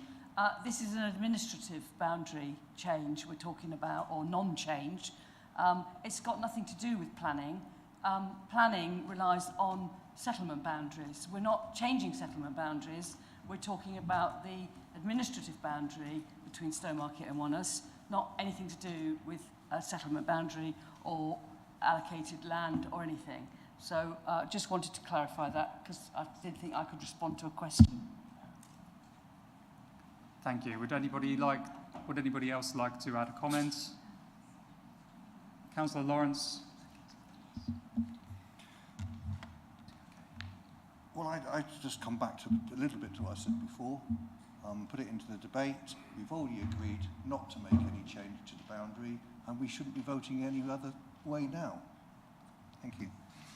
Thank you. Councillor Linders?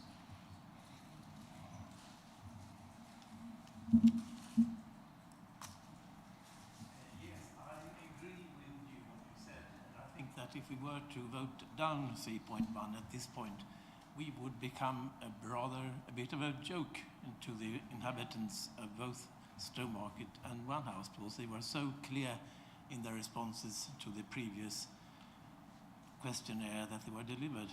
So I think we really must stick with what we previously decided. Thank you. Councillor Baker. that Councillor Mansell made. So if these are administrative changes, could somebody just detail them out to me exactly what that entails? Yeah, that'd be helpful. Thank you. Councillor Matheson? Yes, thanks, Chair. But perhaps I can help slightly. Councillor Mellon did say at the outset that you know, these were just technical, administrative, etc. And the reason he was right in saying that was because we only had to put our previous decision back out to the public again because it involved changes to ward boundaries rather than just parish boundaries, but ward boundaries. That was why we had to do a more thorough exercise over the previous year, and that's why we have to just ratify what we previously decided, unless the new submissions that we got here say something new, but they don't, as various people have said. They don't say anything new. So really, you know, there's no basis to really change it. Thank you. Councillor Mellon? Yeah, thank you, Chair. Can I ask that the issue now be put to the vote? Thank you. Just one more from Councillor Rowe, if you could be quick. So, oh, sorry. Apologies. The leader has said we'll put this to the vote. That's what we'll do. I will now ask the Acting Head of Governance and Civic Office to conduct the electronic vote. Thank you, members. Please note you are voting on recommendation 3.1.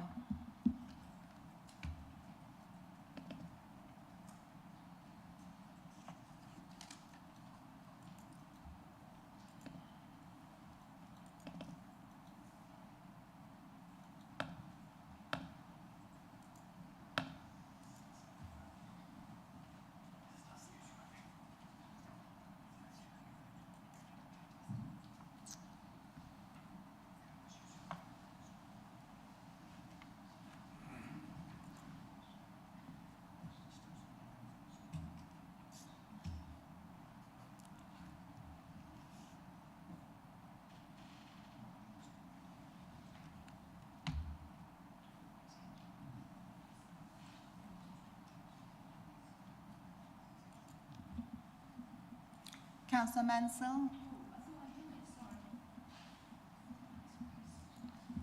Councillor Linders?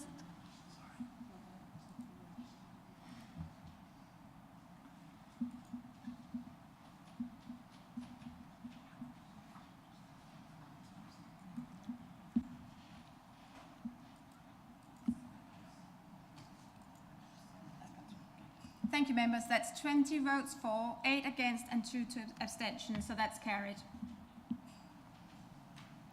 Thank you. We'll now move on to 3.2 to approve the adopted Battersford and Coombs Community Governance Reviews recommendations to move the Bowl Meadow development into the Battersford Parish Council area.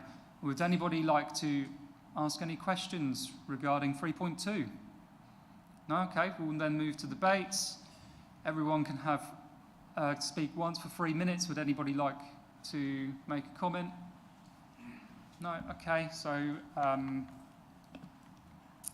we'll then move on to the electronic vote, please. Thank you, members. That vote is now in progress. And your vote on recommendation 3.2.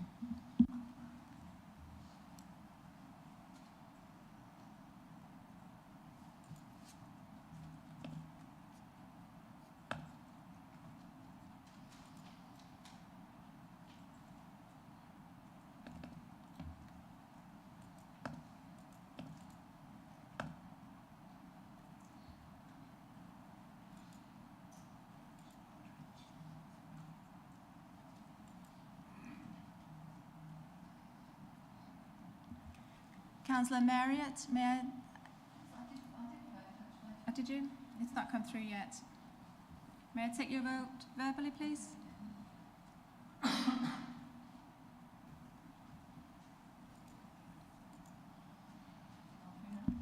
Thank you, members. That's 30 votes for, that's carried. Thank you. We'll now move on to 3.3, that the head of the electoral services and land charges be authorised to make the above changes effective from Thursday the 1st of April 2027 for administrative purposes and from Thursday the 6th of May 2027 for electoral purposes. Does anybody have any questions? No? Would anybody like to debate this? No? Okay, could we move on to the electronic vote then, please? Thank you, members. That vote is now in progress. You are voting on recommendations 3.3.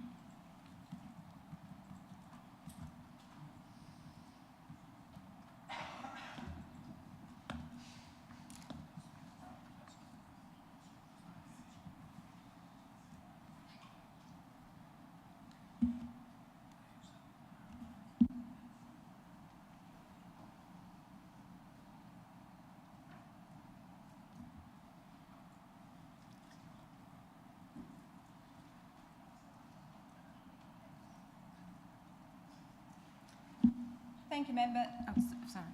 Thank you, members. That's 28 votes for, 2 votes against. That's carried, Chair. Thank you. We'll now move to 3.4. Would anybody like to... Does anybody have any questions? Would anybody like to debate? Okay, I'll now ask the Acting Head of Governance and Civic Office to conduct the electronic vote, please. Thank you, members. That vote is now in progress. You are voting on recommendation 3.4.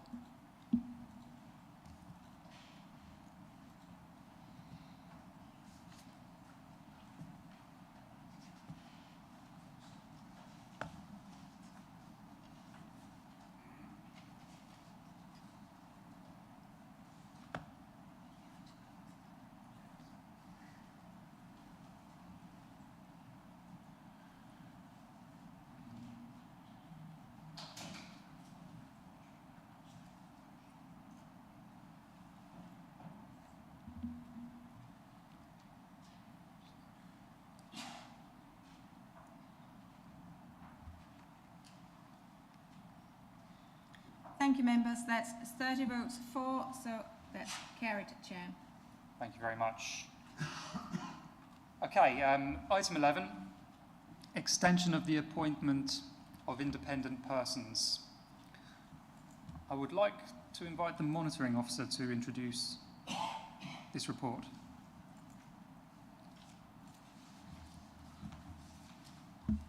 Thank you, Chair. I'll be brief as the report speaks for itself. In short, the Council uses independent persons to support the support code of conduct issues. The recommendation is asking to reappoint 3 independent persons to increase their retainer and to undertake recruitment to fill the 2 vacant posts to provide greater resilience. Thank you. Thank you. We will move on to the questions. Councillors may ask as many questions as they wish. However, it must be relevant under the subject of under discussion and must be a question. Does anyone have any questions? Councillor Mansell? Thank you. I know that you're going to have you're hoping to have a recruitment process to try and fill the 2 vacant posts. Are there a sort of publicly available criteria for what is, what this person has to be? I know on other bodies there are independent persons and there are a list of criteria, that they have to live in Suffolk or work in Suffolk or whatever. And I just happened to notice that one of the existing people, not that I've got a problem with it, is from Norfolk. And I just wondered if somebody applied from Derbyshire, is that still a valid application? I'll confirm that for you outside the meeting. Thank you. Sorry, I skipped ahead a little bit here. Could I have a proposer for this, please? Councillor Mellon, and a seconder, please? Councillor Scarf. Brilliant. Anyone else got any questions? No? Okay. Councillor Lawrence, sorry. Thank you, Chair. I would just like to ask the justification for such a huge pay rise over the 2-year period to increase from £300 to £500. Is this an admittance that it was an underpayment? Are we unable to recruit at the £300 level and having to go to 500? What is the justification and background to that big increase? Thank you. Monitoring officer can respond. Thank you. There have been challenges with recruitment, and it's a recognition of the significant amount of work that is associated with the role.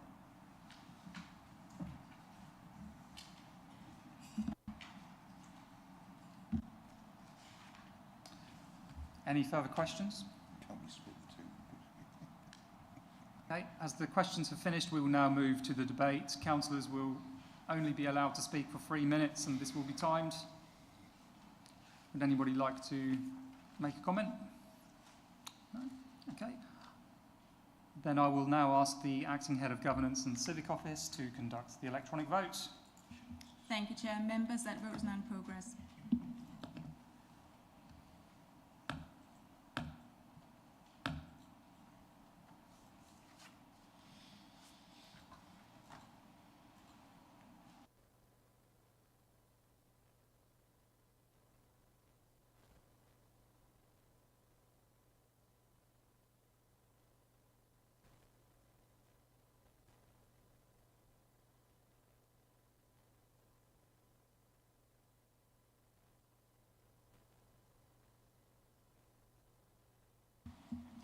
Councillor Patchett?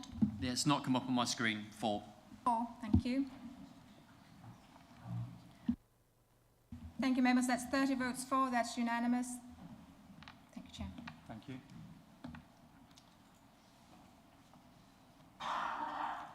Okay, item 12, councillor appointments. The appointments are listed on the agenda. Are there any further changes to appointments? Councillor Whitehead? Thank you, Chair.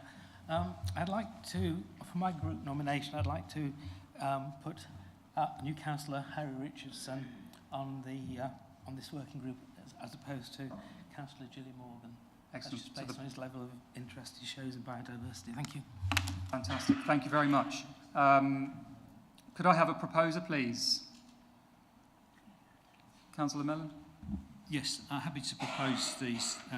Can I just also add from the table papers that I'm proposing to replace Councillor Bradbury with Councillor Pearson on the Joint Audit and Standards Committee as well. Thank you. Could I have a seconder? Councillor Mansell? I'm happy to second. Thank you. I will now ask the Acting Head of Governance and Civic Office to conduct the electronic vote. Just updating vote. Okay.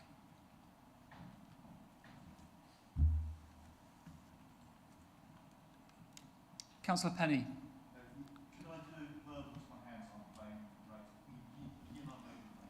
You certainly can, Councillor Carter, once we're ready to vote.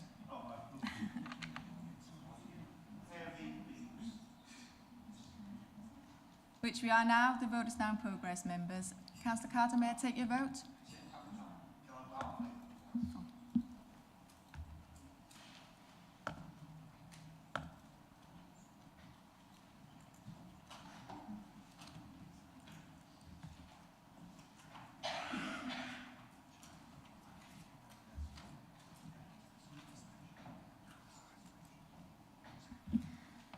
Thank you, members. That vote's now complete. That's 30 votes for, and that's unanimous. Chair. Brilliant. Thank you. Okay, so we're now on to item 13, which is the motion on notice. 13A, to consider the motion on notice from Councillor Winch. Councillor Winch, would you like to move your motion, please? I must admit, my heart sank when I realised I was following the community governance review again, but never mind. The term housing crisis is a shorthand for a number of quite significant issues that have been going on for decades. So the things people normally pick out are the growth in house prices versus average incomes, escalating rents taking a bigger proportion of people's salary, and the precarious nature of rents, poor housing conditions, homelessness. We've now got over 250,000 children who are homeless. Demographic changes, so a significant increase in population without corresponding increase in housing, and a shortage of social housing. Now, if you read anything about housing, they all say two things. Number one, we need to build more housing. And number two, we need to do something about social housing. If you actually look at what's happened in social housing since the period since 1980, it really is quite shocking. So in the period from 1946 to 1980, we built, on average, 126,000 social homes a year. Since 1980, we've very, very hit 10,000 in a single year. And in the period since 1980, we've disposed of 26,000 social homes a year through the Right to Buy scheme. The number of social houses in the UK has gone down from about 5.5 million in 1980 to under 4 million a day today. So the question is, what can we do to sort this problem out? And the reason this motion is here is because I think we would all agree we need to do something about the quantity and quality of social housing. Now, a report was produced recently by Suffolk Council in partnership with a lot of other councils, and 106 councils have signed up to this report. There's only 164 councils in the country that have any housing stock, and some of those have a tiny amount. So it's got the vast majority of support of all the major council housing providers in the UK. And the report is really a shorthand for highlighting some of the things that are wrong with council housing. And it doesn't actually matter whether it's Green Party or Conservative Party who are responsible for the council. You cannot do the things that you need to do because of the current structural problems with the housing revenue account and housing within the council's environment. So I'm just going to pick on three things. So the first thing is that as a general statement, the housing revenue account, certainly in Mid-Suffolk, but in most councils, is in a financially unsustainable position. And that's come about because of the settlement in 2012 where councils borrowed money in order to take over the housing stock, and they were going to get the rental income from the houses to pay the loans off. The rules over time have changed in terms of the new burdens that councils had, but also rent controls that were effectively put in to hold rents or reduce rents, and that meant that councils ended up borrowing more money to stave off the day of doom. So we've ended up with escalating debt within the HRAs. If you look at Mid-Suffolk, we've got a debt of over 120 million, and if I look at the rental income and the service charges, 25% of that is currently going on paying that debt back. I checked that again this morning because I thought I really do need to check because it just sounds unbelievable. So one of the things that we need is the government to have a look at this debt arrangement within the HRA and take a view on what's going to happen. We can muddle along, but on the current structure, we just cannot do the things that we need to do for our community. The second thing to pick out is the way that the HRA has become the ring fencing of the HRA. So the original idea makes sense to me, which was for the day-to-day operation of council housing, that should be paid for by the rents because it's a way of keeping control on the costs of the council. What's actually happened though is the whole thing has got out of control because the rents have to pay for day-to-day operations, the implementation of all new rules relating to health and safety, the decarbonisation of the housing stock and insulation, etc., the negative impact of the right to buy, the building of all new council houses. This one's particularly, I can't get my mind around, that existing rent payers have to pay for new development, and the servicing of this huge debt. If you agree with that structure, it basically says you're signing up to us doing virtually nothing significant in the social housing sector as a council, because it's just impossible to operate. Now, the Southwark report talks about a number of changes around affordable borrowing, removing red tape from the very complex funding arrangements, and setting up a fund for green and decent homes and for new council houses.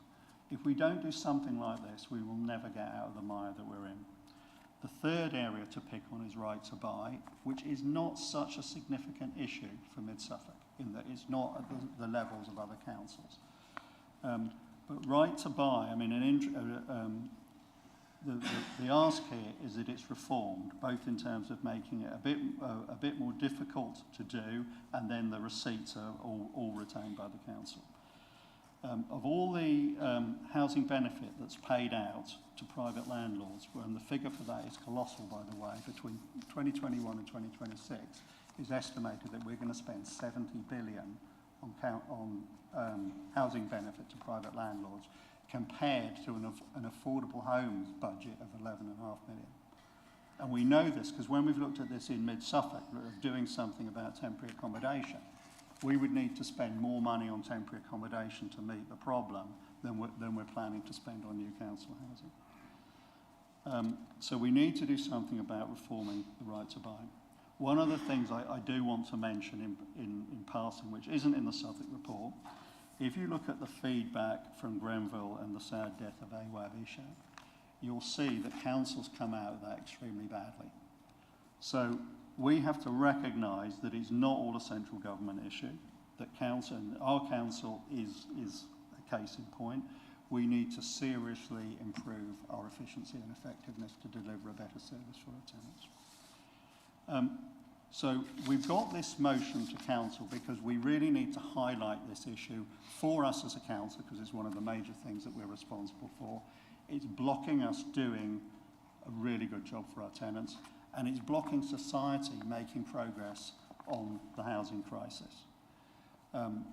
What we're actually resolving to do is to write to the Secretary of State and Members of Parliament to inform them that we pass this motion, to continue working with partner councils, and to raise the general awareness. And we also need to, I've really talked about council housing, which is one element of social housing. There's obviously also housing associations, and we need to work more closely with housing associations. So we're really trying to do, we can't solve this problem as Mid-Suffolk District Council. We're too small, we haven't got enough influence. We need to work with other people and make sure everyone is aware of the impact of what's currently going on. Thank you very much, Councillor Winch. Can I have a seconder, please? Councillor Warboys. Thank you, Chair. I'd like to second this motion and reserve the right to speak. Thank you. Thank you. We will now move to the debates. Councillors will be allowed to speak once for 3 minutes, and this will be timed. Would anybody like to debate? Councillor Hanningham. Thank you very much. I just want to say, well done, Richard, and brilliant. I'd have seconded you if you asked me, and I agree with everything you've said, and I'll totally be voting for this. Councillor Mansell. Thank you very much, Chair. I will certainly be supporting this motion. I think the government have just put us as a pig in a poke, really. You know, we took on the responsibility of social housing back when the Reform Act came in, and we've got all that responsibility, but without having the freedom to do the finances and the things that we need to do. You know, our hands are tied so much by policy about the loan and about the amount of money that we're allowed to recoup from right to buy, to put back into the housing revenue account. We're not allowed to cross-subsidise. You know, we really are, you know, we've got all that responsibility, but we just can't do what we need to do. So we certainly need to point it out to the government, the new government, to do something about it, and we also need to make sure that the general public understand the difficulties that we have, in that we can't maintain the housing stock in the current format with the current system. So I'm all for this proposal, and let's hope we can get some change from the central government. Thank you. Councillor Penny. I'm not precisely sure of the figures here, but I was listening to the radio the other day, and a speaker was talking about this issue and said that something like 40% of ex-council homes are now in the hands of private landlords, bringing in £70 billion worth of income. This should be in the hands of local authorities to provide further social housing. And I fully support this motion. Thank you. Thank you. Councillor Scarf. Thank you, Chair. Yeah, I will be supporting this motion. I mean, I think it's really important that the council actually, along with other councils, join forces. That is a significant number of local authorities.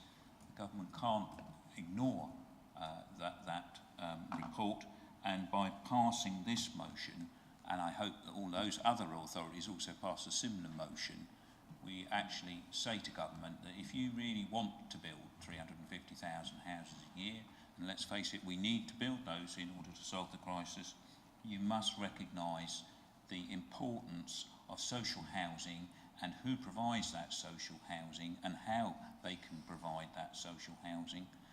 When I grew up, everyone aspired to have the best housing that they could, and I think that is what we aspire to. We want to do the best for our residents. We want to have energy efficient homes, but our hands are tied behind our backs all of the time.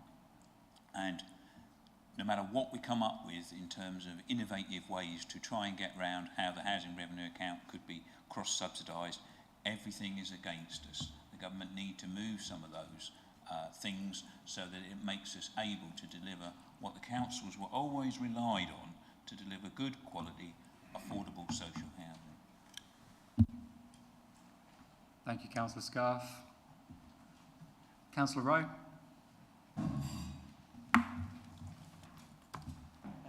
think something that hasn't been mentioned yet is not only has the social housing, number of social housing reduced, and we are in a situation which I was personally shocked by how it worked when I joined the council, because I just don't see how this has been able to go on for so long, with all the restraints and everything. But with the need for deposits, the need to show income and to be able to actually rent in the private sector, it's getting harder and harder for people to actually find places within the private sector. So there's an element of it's a system that is failing even more, and so it's even more essential that this gets sorted out, and anything we can do to try and put pressure on national government to try and help us be able to provide a vital service, the better. Councillor Stringer. Thank you, Chair. Don't want to take too long over this, but it's such an important issue.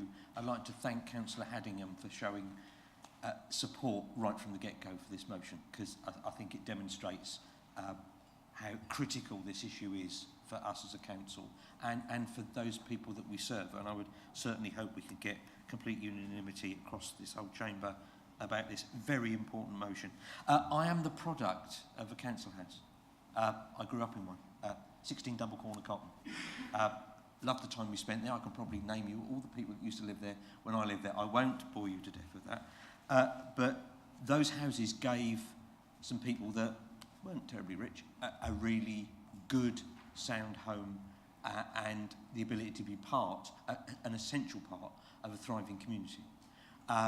So when I then finally, after years, got involved with trying to physically run a council and be part of a cabinet, how ironic then one of the few things we're unable to do in any quantity is deliver that for another generation.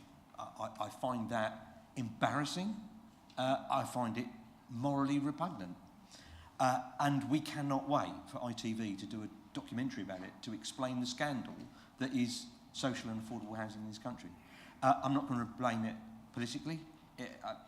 Lots of governments have had a hand in this. But I do remember, going back to 64, by the way, someone gave me a newspaper from 1964. And it was rather lovely because it had a marriage of a certain Gerard Brewster in it, formerly councillor of this parish. And in there, it was discussing the very council house I lived in, and that council was looking to sell it because the council couldn't afford this newfangled thing called main sewer and water coming into the building. They couldn't afford to do it. The government got behind them to make sure they did that, and they then kept that house. So it did remain there for my family to be able to use. But it was another councillor that used to share that ward, Nicholas Gowrie. I remember him when we signed up to carry on and take out the loan for our council houses. I remember him after we took that vote, I remember him saying that we would one day rue the day that we did it, because he could see that the financial model that they'd got would end up with us almost bankrupting ourselves. Coupled into that, a government decision for 4 years on the spin to impose rent freezes on us, so we couldn't up the rent to help pay back the I mean, basically, it's like someone's got a vendetta against us trying to do the very thing that we, this generation, has benefited from. So, thank you for bringing the motion. We probably should have done that a bit earlier because it's such an important thing that we need to get right. I wish and I hope that all the voices in government hear this, because we certainly need to do that for the benefit of not just that previous generation, but generations to come. Thank you for putting the motion. I will be supporting it wholeheartedly. Thank you, Councillor Stringer. Councillor Carter? Yes, not wanting to play top trumps with Councillor Stringer, but not only was I also born and bred in a council house, my father was the caretaker of the council estate. I also lived in the council estate in Ipswich, and I currently live in the council house now. Now, what is unlike Councillor Stringer's property is the home I lived in since I was little is no longer a council house. The street is no longer a council-owned street. Right to buy across that street is now being privately owned. A lot of it's been changed or sold off. So the house and estate that I was is completely transformed, no longer off the table.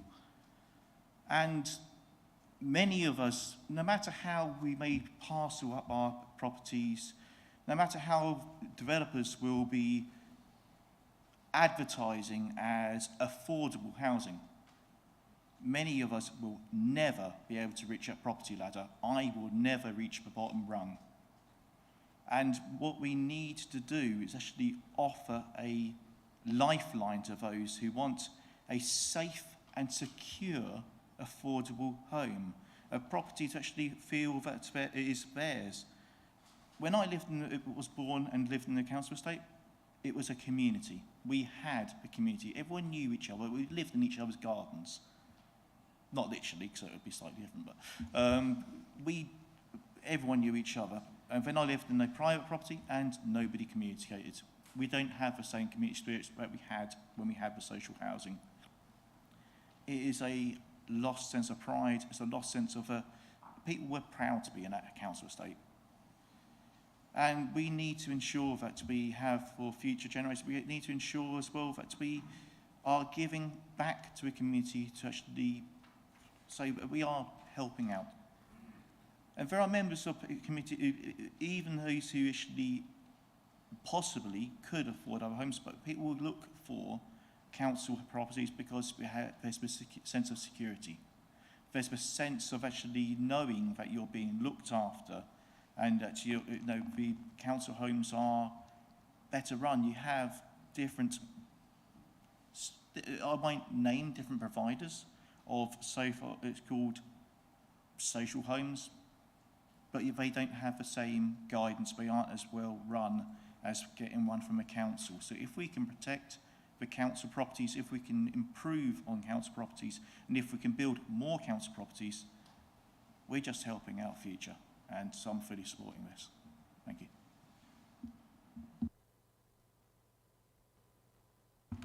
Thank you. Yeah, quite briefly, really, I think this motion lastly explains why we need to do this and why the government needs to do this. But just so, for the public understanding, if you like, for a moment, when I first became a councillor, we'd then recently taken on this 90-odd million quid mortgage. As it's a mortgage, it's what it is. And then I came to understand right to buy. And I thought about this. I've got a mortgage as well. And I thought about this. I thought, well, hang on a minute. If we carry on like this, we're going to finish up with no houses and a whacking great big mortgage. That can't be right. And then I saw a press release coming out from the council saying, well, we've provided 20 new council houses this year. Fantastic. And I asked the question in council, well, yeah, okay, but how many have we actually sold this year? Well, the answer was 30, so the answer to minus 10 was the real answer. And, it's hung over me ever since that we just cannot keep doing that. And I think, you know, references to, you know, private landlords and former council homes and so on. And the characteristic of those formerly council-owned houses is they're in a miserable state of repair if they've fallen into private landlords' hands.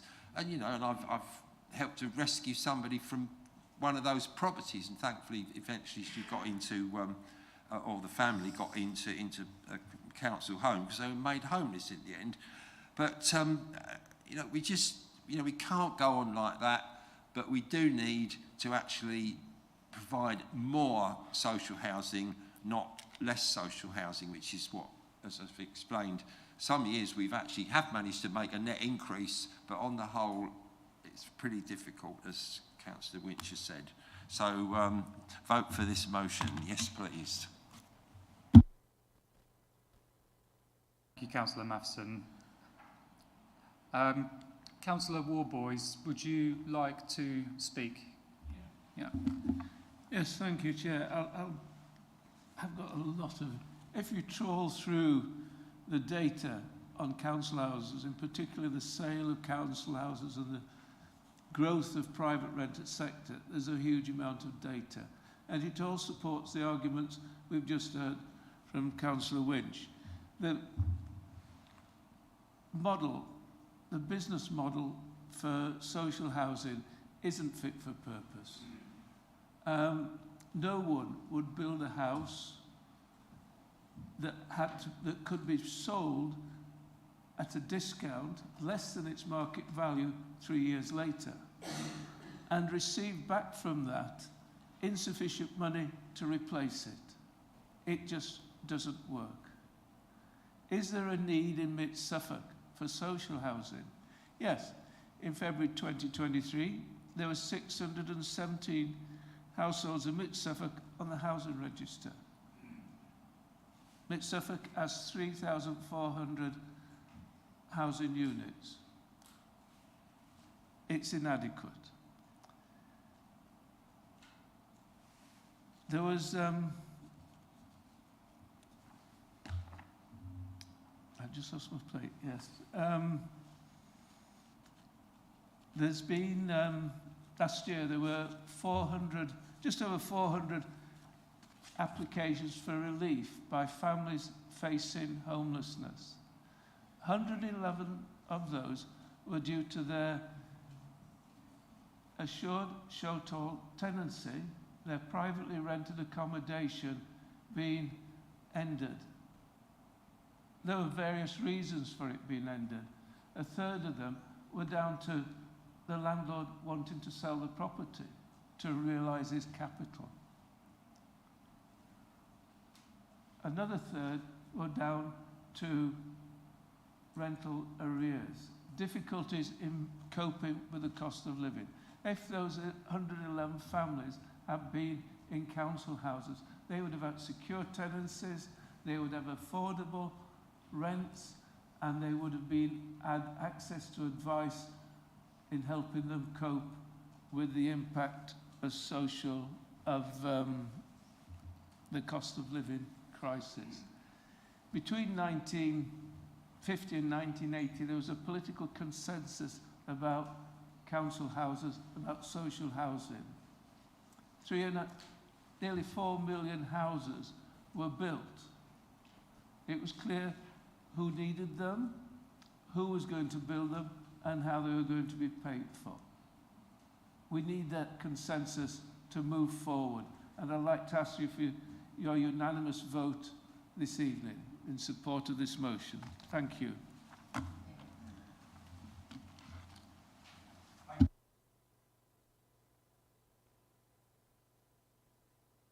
I think we've covered off all the main points. The only specific thing I'd like to mention, just to illustrate how senseless this whole scheme is, if you look at Mid Suffolk, we have substantial reserves in the general fund. We have a significant dividend from Gateway 14. We can spend that on regenerating Stowe Market, footpaths. We can spend it on private housing. We can't spend it on sorting out some very serious issues we might have in our social housing.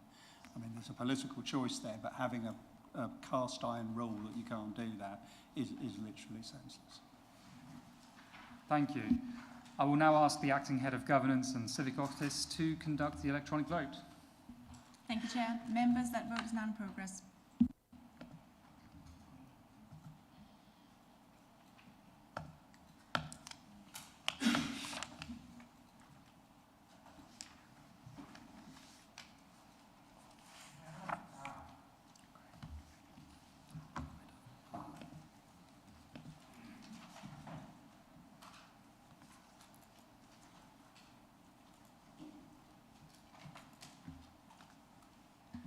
Thank you, members. That's 29 votes for, so that's unanimous, Chair, and so it's. Thank you very much. Well done. Thank you very much. Please note that the next meeting is on Thursday, the 31st of October at 5:30 p.m. I declare this meeting closed at 7:52.